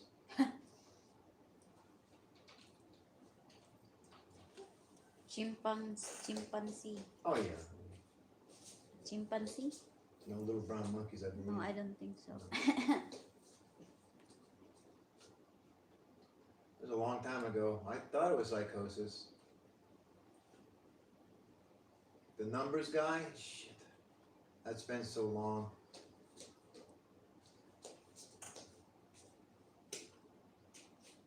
It might have been. That far back in memories. No, that wasn't it. It had a name, but that far back in history of trollishness, it's kind of overshadowed by the little fellow the last 3 or 4 years. Do they have santol in CDO? We have santol here in the house. Nearby the gate. The tree nearby the gate. Oh, that's not the one that smells good, That's is it? no. Okay. That's santol fruit. Actually, they have flower na, and I saw one santol. They fell down on the ground and color green. Yeah, it could have been. It's been so long, Hemi, just so long. My cross, there's santol here. Is it sweet there? It depends. There's a santol that very sour, and there's santol and very sweet. I know he pretended to be, I think, a wealthy guy in Florida with his condo, and he'd come and go, and he had he's had his fill of little brown monkeys, and if he wants a quick sex, he'll just find a little Filipino brown monkey. That's all they're good for, and yeah.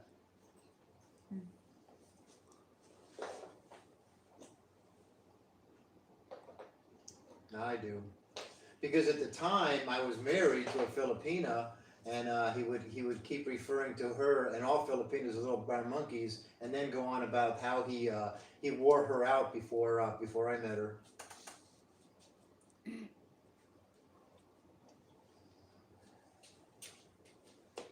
Alright. Yeah, he was a pretty regular. He was regular. It went on for weeks.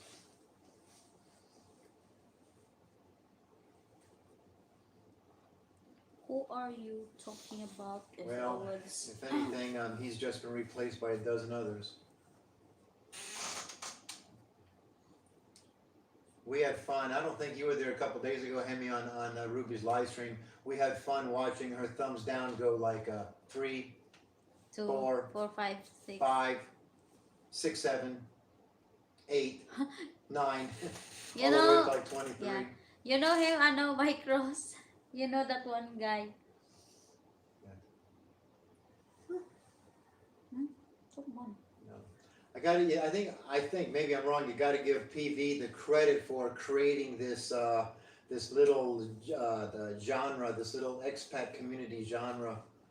I don't know if you remember one of his very first videos where he was kind of like doing his business plan, and his business plan was like I'm going to turn the expat community upside down, and I'm going to be obnoxious, and a year from now I hope I'm even more obnoxious than I am now. Something to that effect was his business plan, and he certainly did it. But yeah, he was the first one to kind of create this genre of anger and hate and trolls, and this little microcosm of expats and wannabe expats, and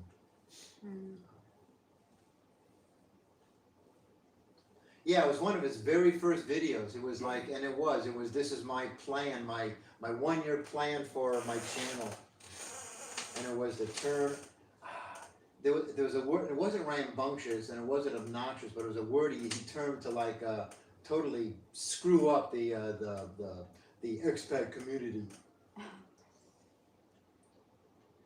Oh yeah, yeah. He had his his international IT company, and yeah, he was quite the guy. You know, in his early videos, well, I'm sorry it took so long getting on here, but me, I had 2 or 3 of my helpers. We were rewiring a business complex and blah blah blah. And, yeah, yeah, yeah. It was PV. God, thank you, thank you. He gave us a little fella. He opened the door for little Bentine guy. So he's the number one. PV. Oh yeah, Peter Vanderzenberg was like number 1. I heard that you talking about. Yeah, I told you about him. I told you about him. Yeah. And show me he lives here in the Philippines. Yeah, yeah. Well, he didn't really live in the Philippines. He kind of like The skinny guy. No. He wasn't skinny. He was a big, like 6'2", 6'3".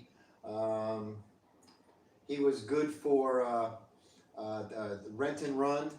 He'd rent a hotel for a few days and then disappear. And then they accuse him by the guy he was in a computer. Yeah, yeah. shop. He was the guy they caught him. The one computer operator, store operator, caught him after he had used and run from his computer store, went to another one. Yeah, they asked. And Hemi, how can we ever forget the famous Peter Vanderzenberg got robbed in his hotel room?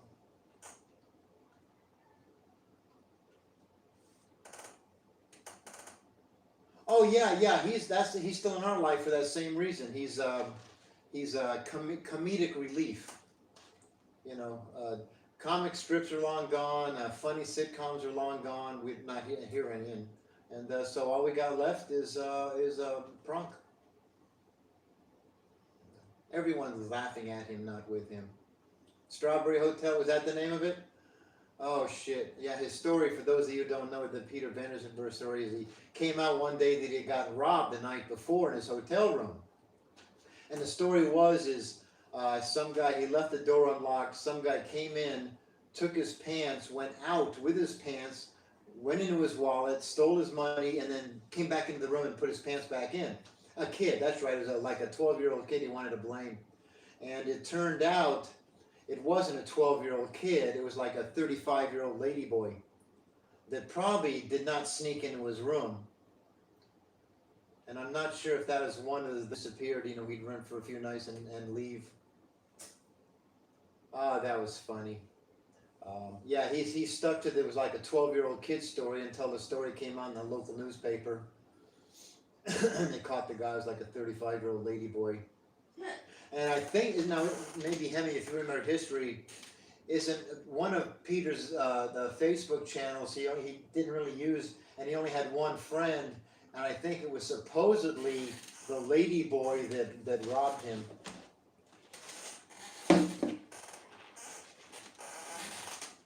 Peter was very much in the ladyboys, although he would not admit it. Yeah, with the 12-year-old kid. I know at first it was like the 12-year-old kid. He goes, I don't care. I want him punished to the last letter of the law. I want the maximum bounty this little kid can get. You know, that's where I lost it. I don't know what the ladyboy got. And if you hunt around, fellas, you can see the probably the video where Peter is at a computer station in a computer cafe, and the police and another computer store owner walk up to him and say, "You, Mr. Peter Vanderzenberg, you come with us." Well, what for? What did I do? You were in my shop last week. You didn't pay. What shop? I don't know what you're talking about. Yes, you know you were talking about. You rent, you leave, you come, you go. Yeah, Mr. Vanderzenberg, please get up. So he's led to the police station.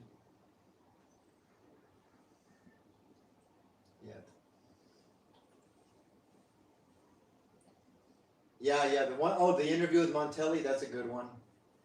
And then there's his rant where he was either drunk or stoned. He got onto a jeepney and they wouldn't stop where he wanted to, and he just went ballistic.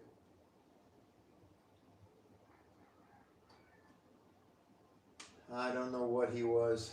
I don't know. But he was classic. Maybe he's mellowed out. I know when he first came back, he was saying that he's on the right meds again and life is kind of good. But I don't know. I stopped watching TV.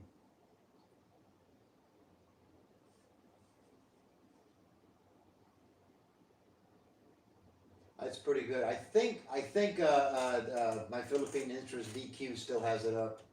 I think it's an older one he put up like 2 years ago, but it's a good one. Well, he can't look any worse than he did just before he left the Philippines.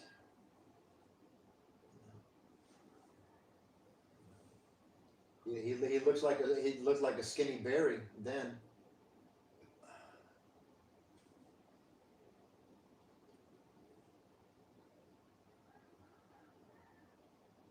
No, or Frank. There's some old videos that used to be around a PV when I think when he first came to the Philippines and he was begging for a PA system, and then how he got over here and how much he loved the internet.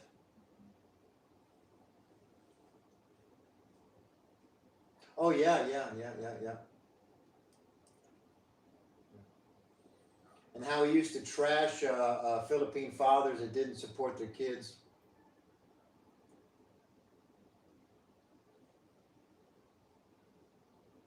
And you're not a real foreigner father if you have your family here and you're not spending 100,000 pesos a month in the best school in Manila.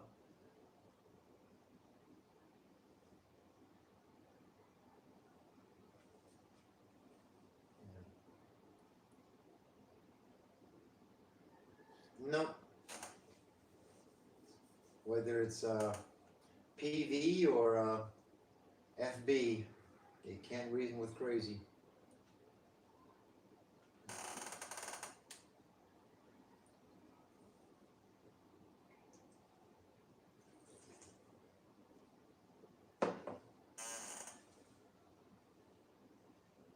Oh no, I'm not. I'm not even here. This isn't even my channel. This is Ruby's.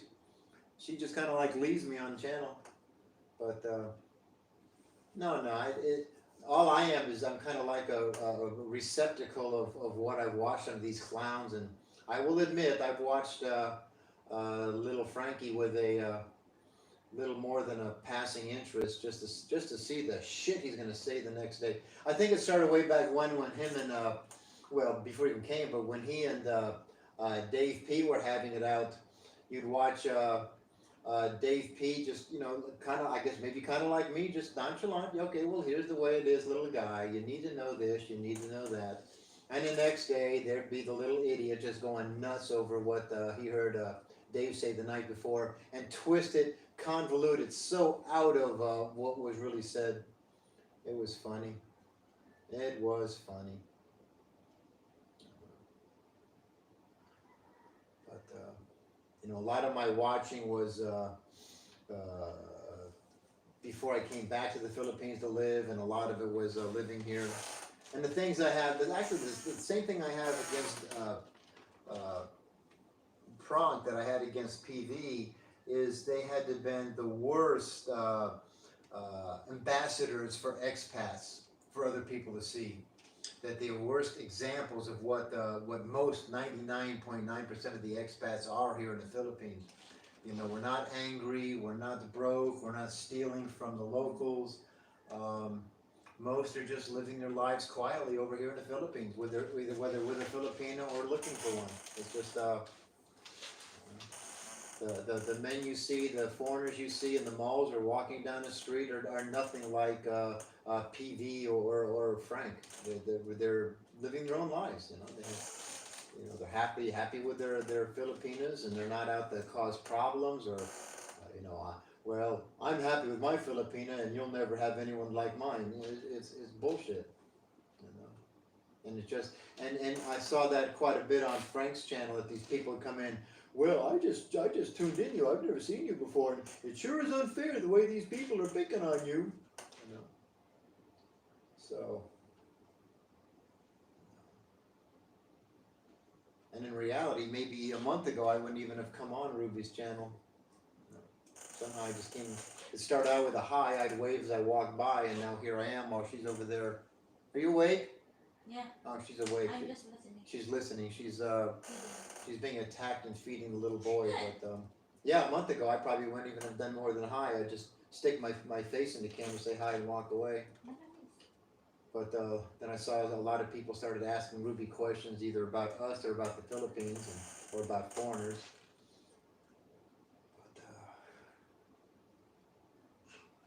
and in reality, I think we're going to have a lot less time to even be on here doing this. And if we do, it's going to be with loads from the store.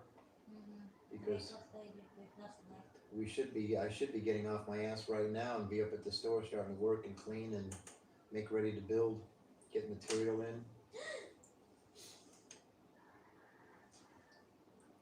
I got to get my mountain bike down to the shop and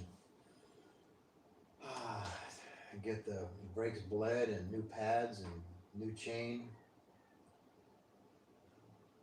So, in the meantime, I'm sitting on my dead ass on the front of the computer.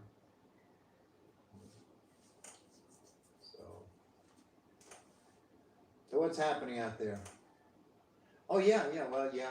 We've talked about it. For those of you who don't know, Ruby, before we moved up here, had a small little barbecue stand, which we had like 4 hours a night, and it wasn't the best location, but she did really good for the location. Maybe it was an experiment, but people really liked her sauce, and she does a good job cooking also. So we're going to continue that, but kind of what pushed it into we've got to do is up here in Indahag, it's become a prime location for bicycle riders, whether mountain bike riders or road riders. And there's only 2 roads that come into this town from downtown CDO. On any given weekday, it's just kind of a observation. There might be 50, 60, 70 riders that might come through here through the day in the mornings. And on the weekends, there might be 200 or 300 a day that come through here, and it's only getting bigger. So we're going to try something in the morning. We're opening up kind of it's going to be a biker cafe. We're going to specialize in coffee for one. There's going to be we're making energy balls, which is kind of like the title of this show. Energy bars or energy balls. We're going to have like a little energy breakfast, energy pancakes and protein pancakes and breakfast burritos for the travelers, because not only did the bikers come through all week, but then also the commuters. And the location we found is where the two main roads come in to Lamboy, or to Indahag, where we're at, where the two of them meet. Is the little store we have is right in between those 2 roads. So literally, you can almost reach out of the store or be in front of the store on one road and hand somebody food, or you can be on the other side of the store on the other road and hand somebody food from the store. It's literally 6 to 8 feet off of both of these roads, so it's got to be the best place there is. It's going to be small. We're renting a place for 1,500 pesos a month, so we can't bitch about that, and I think it's going to go. One thing I realized here too with the bike riders is they might call this a third world country, but whether it's the cars they drive or the bicycles, road or mountain bikes they ride, they're just as nice, just as expensive as anything you find in the United States or Europe.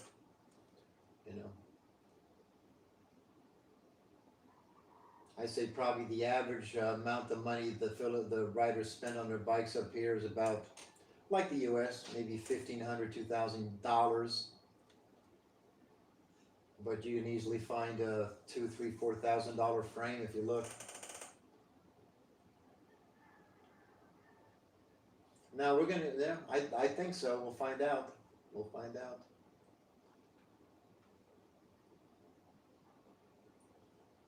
It might be. We'll find out. I do know that in I don't know, 2, 3, 4 weekends that I rode around, I'd leave here at the house about 7 in the morning, riding the other way or coming back up, and I'd run into groups of 15, 20 bikers at a time, And I stop, we chit chat, we take pictures, we take photos, and oh yeah, well I'm opening up a store. You know what are you gonna have? Coffee and energy. Well yeah, we're all right. So we'll see. We shall see. There's only one other bike cafe that I know of, at least here in CDO, and it's like the very, very high end, and it's in downtown CDO, and it's where you go for $3 cups of coffee. It's $6 hamburgers, and it's like gourmet, and just they're kind of like uppity, nose in the air type of facility. That's where I saw the $5,000 frames. And their bikes are 150,000 pesos, 200,000 pesos, so 10,000 peso bikes. I mean 100,000 peso bikes. So yeah, high end. So we'll see how it goes. But location wise, we can't make it any better. It cannot be any better than the location we have. And we hope it's going to like turn into a gathering point where the groups will meet. So there's the road riders that come through, and usually they'll ride maybe 30 miles off down the road and then turn around and come back. So not only do we get them coming in the morning with their rides, but they also pass by when they're going home at the end of the ride. Now the mountain bike riders, we have getting very popular are two very getting well-known mountain bike trails up here, and they got to come up here again to ride the trails. One is going past our new store about 50 feet, turning right, and then going down a kilometer to the trailhead, which takes them back down the mountain, back down the hill in the CDO. And the other one is about it's going past us, but then turning and then heading back to town about 4 kilometers, and then there's that trailhead. There's the Dow Trail and the Santa Nuno's Trail, and they're both. I mean, there's you Google those trails now, and then like a dozen videos of each one show up. So, and it's just growing and growing and growing.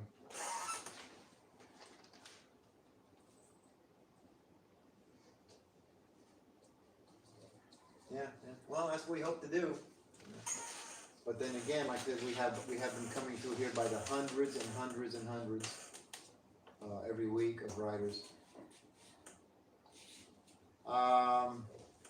Again, on an average weekday, maybe 50, and that's usually I'll count that many in maybe the 1.5 2 hours I'm out there riding.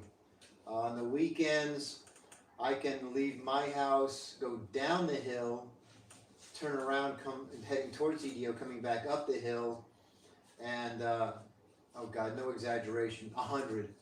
I might pass 100, see 100 bike riders in 1 hour. So, oh, he'll be back. He'll be back.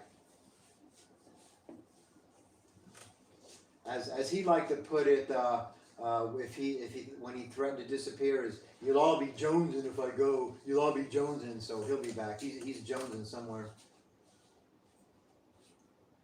He's jonesing somewhere.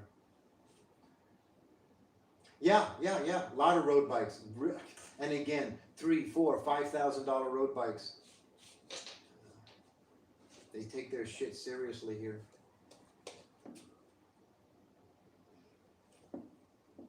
Yeah, it'll have to change. I don't think there's anybody who can take his place, but I don't know. In the overall good of expat reputations, it might be a good thing.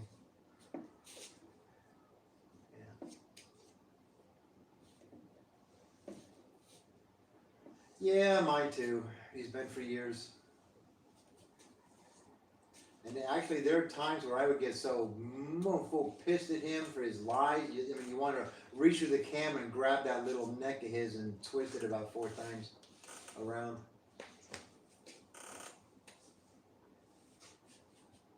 Oh, 10,000, that's dirt cheap. Or is that $10,000? Yeah, that'd be more, yeah, that'd be closer. Shit.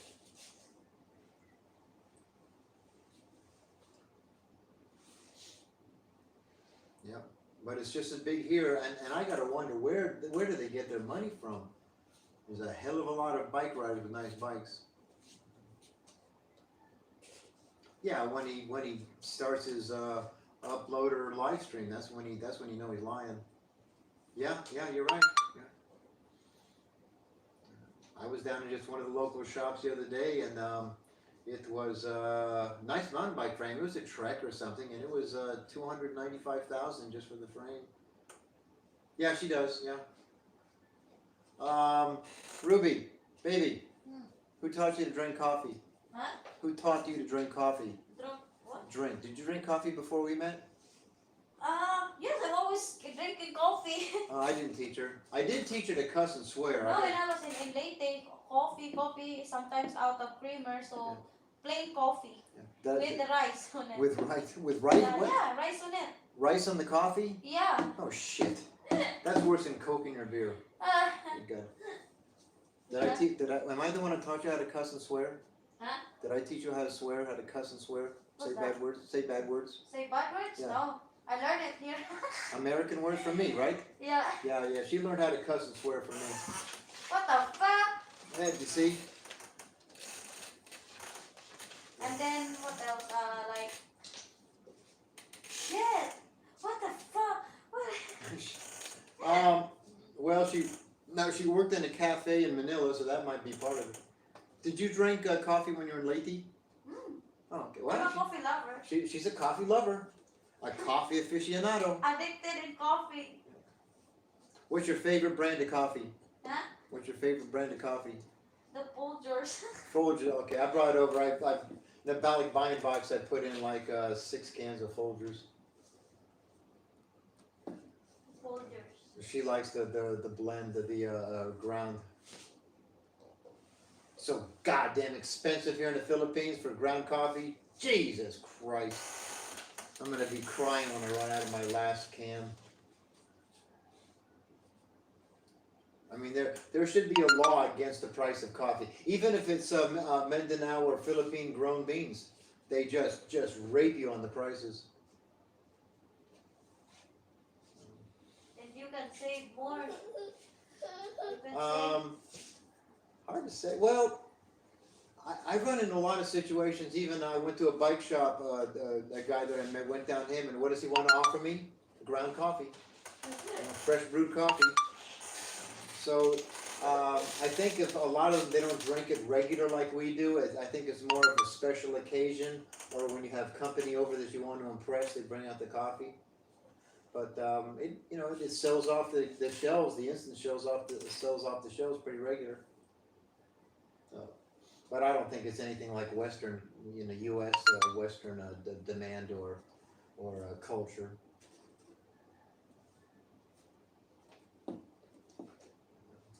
I see some of this stuff advertised, like I know what's his name, a Genuine advertises coffee beans, and it comes out. If you look at the price, it's like they're in like these individual serving packets, and it comes out to like $1.50 a cup.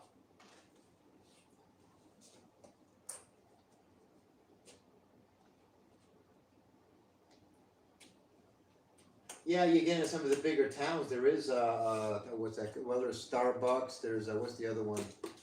Oh shoot, I'm going brain dead. But yeah, there's a few of the coffee shops, but I think it'll be a long time before you see a drive-through espresso shop.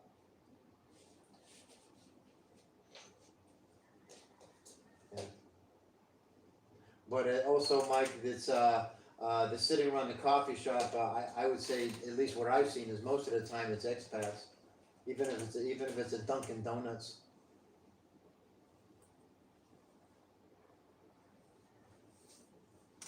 Yeah.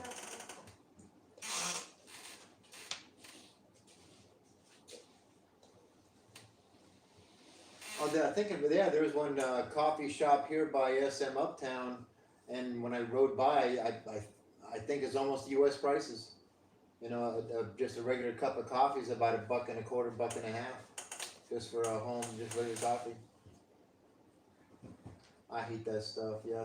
I found, I'm trying to find a good instant I'm going to do at the store. I'm not going to use fresh grounds. I don't want to charge people 150 pesos for a cup.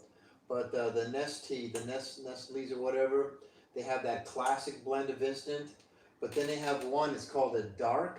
and it was really, really, really good. And I've been back to SM like 3 times in the last 6 weeks, and it's out of stock, out of stock, out of stock. But it was really, really good.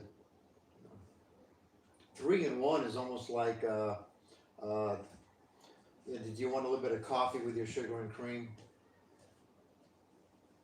Yeah.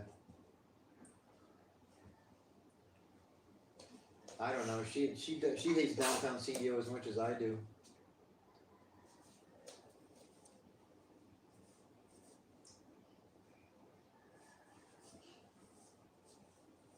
Part of our networking is she's joined, but she didn't have a bike yet. She joined. There's an all-girls mountain bike club here in CDO. I think they got like 200 members. But yeah, get in there and sell the store, sell the store, sell the store.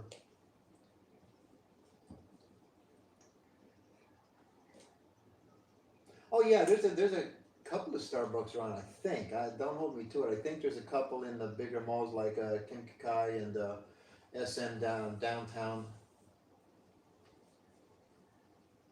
No, it is. There's a few of them around. There's also local branded coffee shops that charge just as much as Starbucks. Was it Mr. Bean? What's the other one besides Starbucks? Gosh, I can't remember the name of it. And to be honest, I haven't been into a downtown mall since I think before the pandemic. I haven't been into Gaisano, SM, Kinkakai. I haven't been to any of them. Just SM Uptown, and they never had no, they never had. They have a coffee shop, but it's not a Starbucks. Yeah. We have a couple of big. Actually, the big ones are. Let's see. Gaisano has a big one. SM has several big ones. There's one called Kinkakai, and it's as big as any of the biggest in Cebu. Oh no, we got quite a few. There's a new uptown. There's already SM. There's a brand new Gaisano being built. I think a Robinson's is going in. Oh no, these are just little ankle bracelets that I actually had on my ankles since living in Panglao 4 years ago. Same with I don't think you can see it, same with my wrist. Same ones, they're about ready to fall off. I've had them on. It used to be, I can't say hippie, there used to be a Rastafarian shop in Alona Beach on Panglao.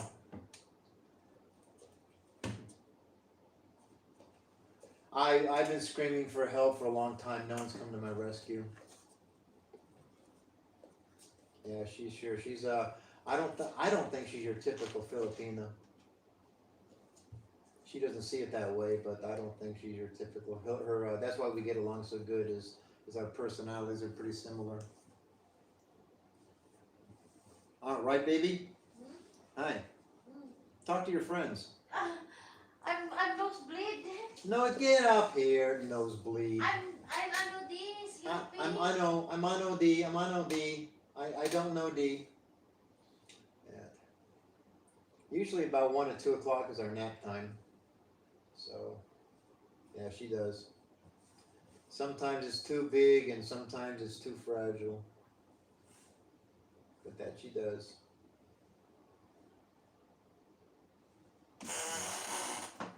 She's very much different than my ex-wife of 17 years.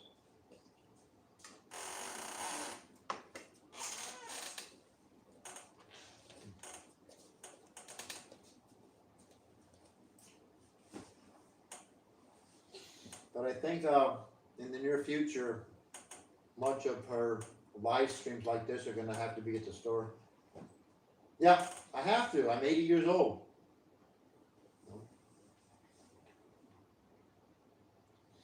I'm also usually up around 5:30. Yeah, I'm usually up around 5:30 in the morning. Try to take an hour nap around 1-ish. And then I want to go to bed around 10, but she's usually got me up till close to midnight.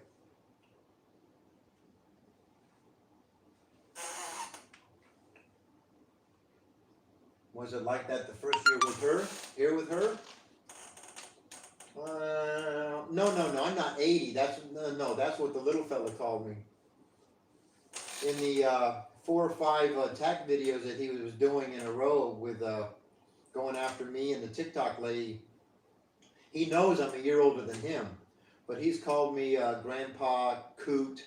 I went from my late 60s to my 70-ishes to my late 70s, and I think the last time he talked about my age was I was in my 80s. So yeah, no, I'm only 80 in Frank's head. I'm 60. I'll be 68 in a week and a half. Woohoo! And I'll say it again. I have no problem at all getting older because most people don't get the opportunity.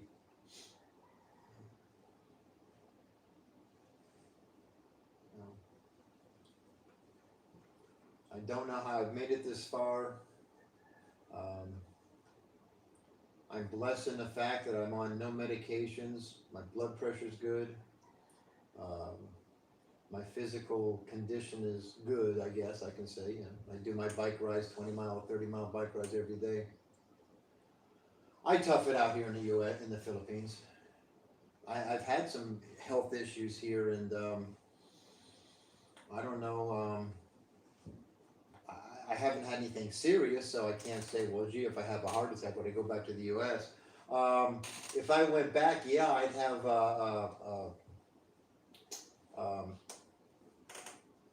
Medicare, but I have no place to live, so I'm probably better off here. And in reality, co-pays, I would say for most illnesses, and I don't know about serious life-threatening, but most illnesses here you can treat and remedy for less than a copay in the U.S.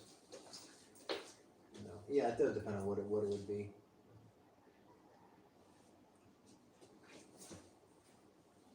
So it would depend. You just got to hope for the best.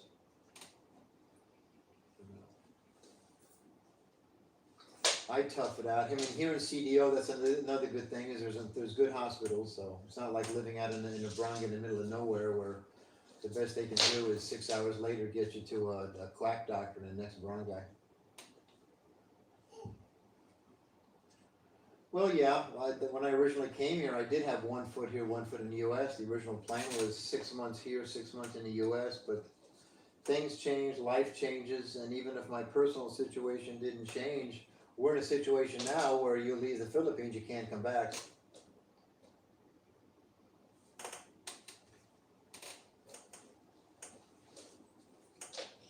Yeah, and there's a lot of expats that have come here because they're coming down with Alzheimer's or they're coming down with almost, it depends on what's careable. In the careable, what you just mentioned, where's most of it? A nursing home? That's your option in America is a nursing home. One of my last jobs, or actually my last job, was I drove for a medical supply company, and most of the time, most of my routes were in hospitals where we were going in at 4 o'clock in the morning with a day's worth of hospital supplies. And what most people don't realize is most hospitals only have about 2 days worth of supplies on hand. But a lot of on my runs were retirement homes, senior centers, and some of the things I saw and heard in some of those, especially in the not just the state-run facilities, but the middle-class facilities. And I would rather, before I ended up there, is just give me a 45 with 1 bullet. That's all I'd need. You would not get me in there.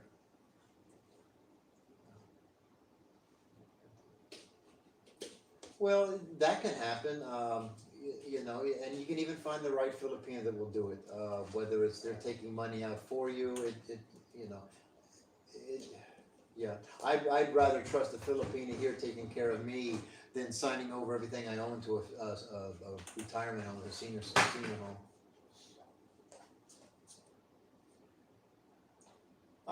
Not if you set it up right. And if you're with somebody you trust. No, yeah, my hips. No, that's Miggs running around banging chairs over. He's doing his thing. He's doing his mixed things. But I tell you what, my freaking back is finally coming back to normal. God damn it, that hurt. About 2 weeks ago, I blew it out big time.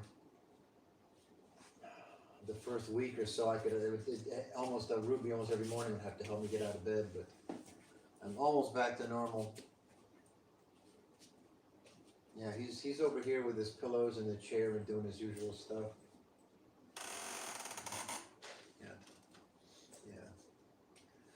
The few times, okay, here in the Philippines, I broke my shoulder, my collarbone. Let's see, right here, I broke my collarbone. Of course, on a mountain bike, and I think the total cost, it kind of reset itself, but the total cost for me was X-rays. I think were like $3. Hi, Migs. Say hi, everybody. Were about $3. Medication, pain relievers, and I stayed mainly on just ibuprofen. So I think my broken collarbone altogether might have cost me, in the end, $50. You don't get the best care, but in the smaller barangays, you go to a free, even here in CDO, we have a free hospital. Doesn't cost a penny. The only thing you pay for is medication. So. And the worst health event I had wasn't really health threatening, and I think it was the seawater, is I ended up with a rash. And I can't say it even looked like ringworm, but it would spread really bad, really fast. And the only ointment that kind of worked was 200 pesos a tube, and I go through 3 tubes a week.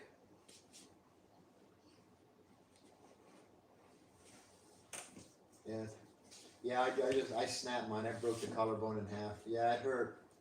I had a cast. I kind of like this, but at the same time, I was living alone, and I didn't have a scooter or motorcycle, so I wouldn't be able to ride anyway, so I'd have to drive my car, stick shift. Yeah, it broke right in the middle. I didn't dislocate it. I broke the bone. I broke the collarbone. I don't know if you were here to feel. There's a nice flat collarbone here, but here, and there's boom, right in the middle, a big lump with the collarbone. That was in a mountain bike race. In the U.S., I've broken my ribs twice. I never went to a doctor. How do I put it? The few times I've gone to a doctor or in the hospital, it was when I felt bad, not when I hurt. I tripped back 5 years ago from the Philippines. I know you've all heard of dengue fever, but raise your hands if you've ever heard of chikungunya fever. Has anybody out there ever heard of chikungunya? Chikungunya is dengue fever 2.0, and it's even in the U.S., but very, very rare. Chikungunya puts you out just as bad as dengue, but a big problem with it is it stays in your system for life. And a lot of times it can settle into your joints, especially your knee joints and ankle joints, and you can become crippled. Well, about 5-6 years ago, we were leaving. My ex-wife and I were going back to the U.S. We were staying with her brother up in Mandawi, and I was loading up the suitcases in the car, in the taxi, feeling fine. Everything was fine, and got in the front seat, and probably 15 minutes later, the car was aircon, and I just went into these cold chills, shivering chills, and I thought it must be the aircon, but no. All of a sudden, like 90% of my strength just disappeared. By the time we got to the airport in Cebu, I could hardly walk, and we stopped over in Manila. I don't remember anything except getting in a car, going to a friend of my wife's house. They put me to bed at like 2 o'clock in the morning, and I woke up. I'm kind of like awake, peeing, puking, back to sleep, back and forth all night. 5 o'clock the next afternoon, they're pouring me into a taxi, taking me to the airport to come back to the U.S. And all I could do was, okay, look normal, because if they have any idea I'm as sick as I feel, they might not let me on the plane. So we got home, and it didn't get better. So it was the first time in 45 years I said, okay, let's go, take me to the hospital. And I was there for 4 days. I really got nothing more than fluids and Advil. And they concurred that it wasn't dengue, but then they came up and they said, yeah, it's chikungunya fever. It's not real common, and I think what a lot of doctors are saying is that a lot of times dengue fever might be misdiagnosed, that it's chikungunya, but it's diagnosed as dengue. So you get it from mosquitoes. Occasion, I guess there's occasionally cases in Florida, but I mean that's the worst I've ever felt in my life. I thought I was gonna die. I said, this is it. Stick a fork in me, I'm done.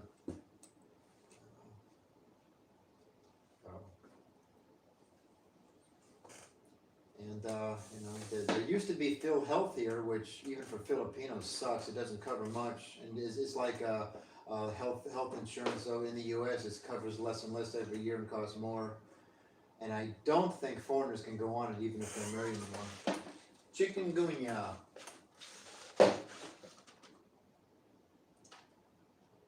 All right. Oh yeah, you got some busy. Well, at least one guy's off, so you can't watch him. So that'll free you up for other places to go. We're just a boring little Ruby channel. It's even more boring when she's over there with her ass on the bed sleeping. And it's just me. But that's life. You know? Suck it up or don't. Yeah. Oh, I do. His live streams, I kind of watch more in lately in particular to see what, if he'd bring me or the TikTok lady into the picture, which he did, but he's gotten a little better. But usually you can go through an hour live stream of his in I do it in probably less than 5 minutes. Usually his live streams are 5 minutes. And again, I watch more of them now, or when he was doing them, because he was going after the TikTok lady and me. I don't care if I'm the old simp, if I'm some guy that he's pretended that I am. He labeled me as that guy that ended up homeless.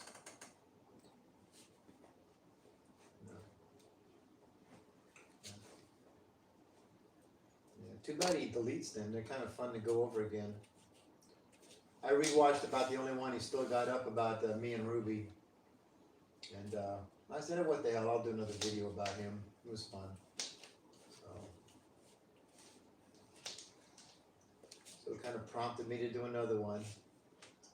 I'm surprised I haven't gotten a rebuttal yet, but I might. Something else might come up.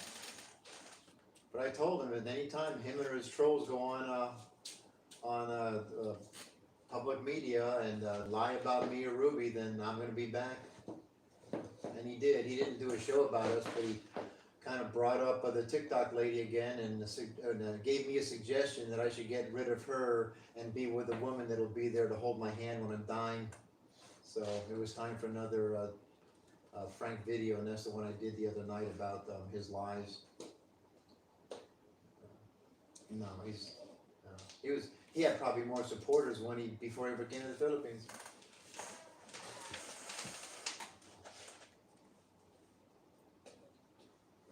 Yeah. Well, he chased them all away. Even the people that friended him, even the people that defended him, even the people that went online, did videos defending him, are now his #1 enemies.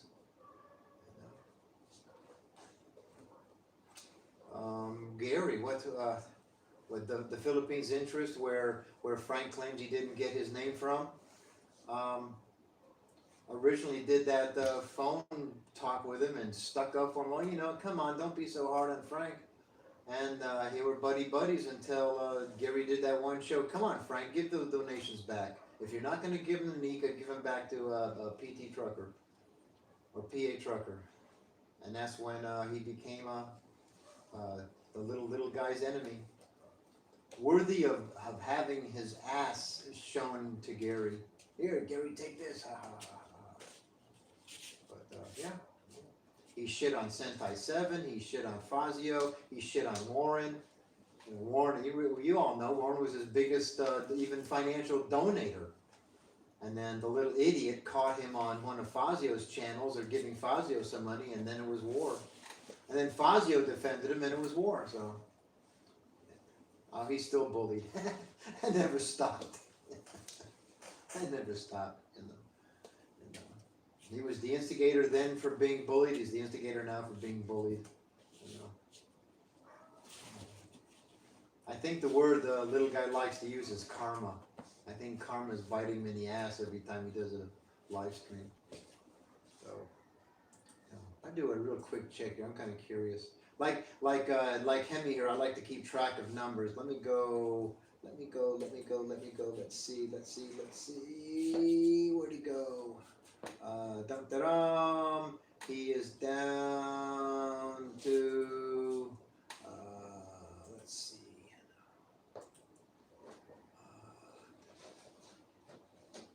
Oh, he's back up. He's gained a few subs. Yeah, he's kind of hovering there around 420. But, yeah.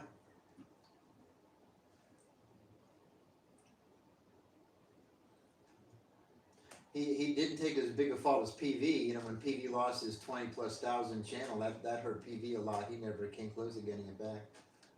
But Frank's not doing too good with only having 400+ subs after a year of coming back again.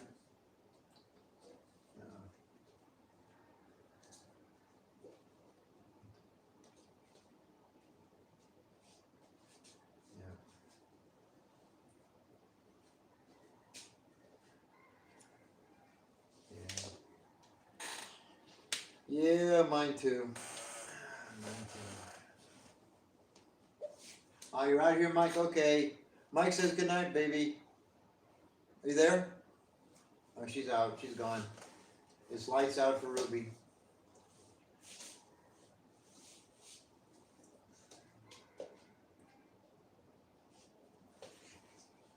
I don't know, Hemi. If somebody tried to make you think you're normal, just come back with a little troll comment. That'll straighten it. It'll bring you back to reality.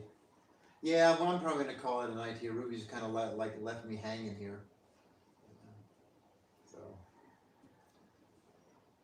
I don't like this live stream shit anyway. What am I doing here? Yeah, I should wake her up just to piss her off. Or I'll do what she does. She'll wake me up just to tell me she loves me. I can go back to sleep. What is 1 o'clock in the morning? I know, I just want to say I love you. Oh, shit. I love you too. Good night. Leave me alone. All right, later, guys. We're going to go to, say goodbye, Migs. Bye, Migs. Say bye, Migs. Oh, yep, he's gone. So, yeah, hey, you guys, we'll talk at y'all later. I got to try to reach over here and turn this freaking phone off. What do we got here?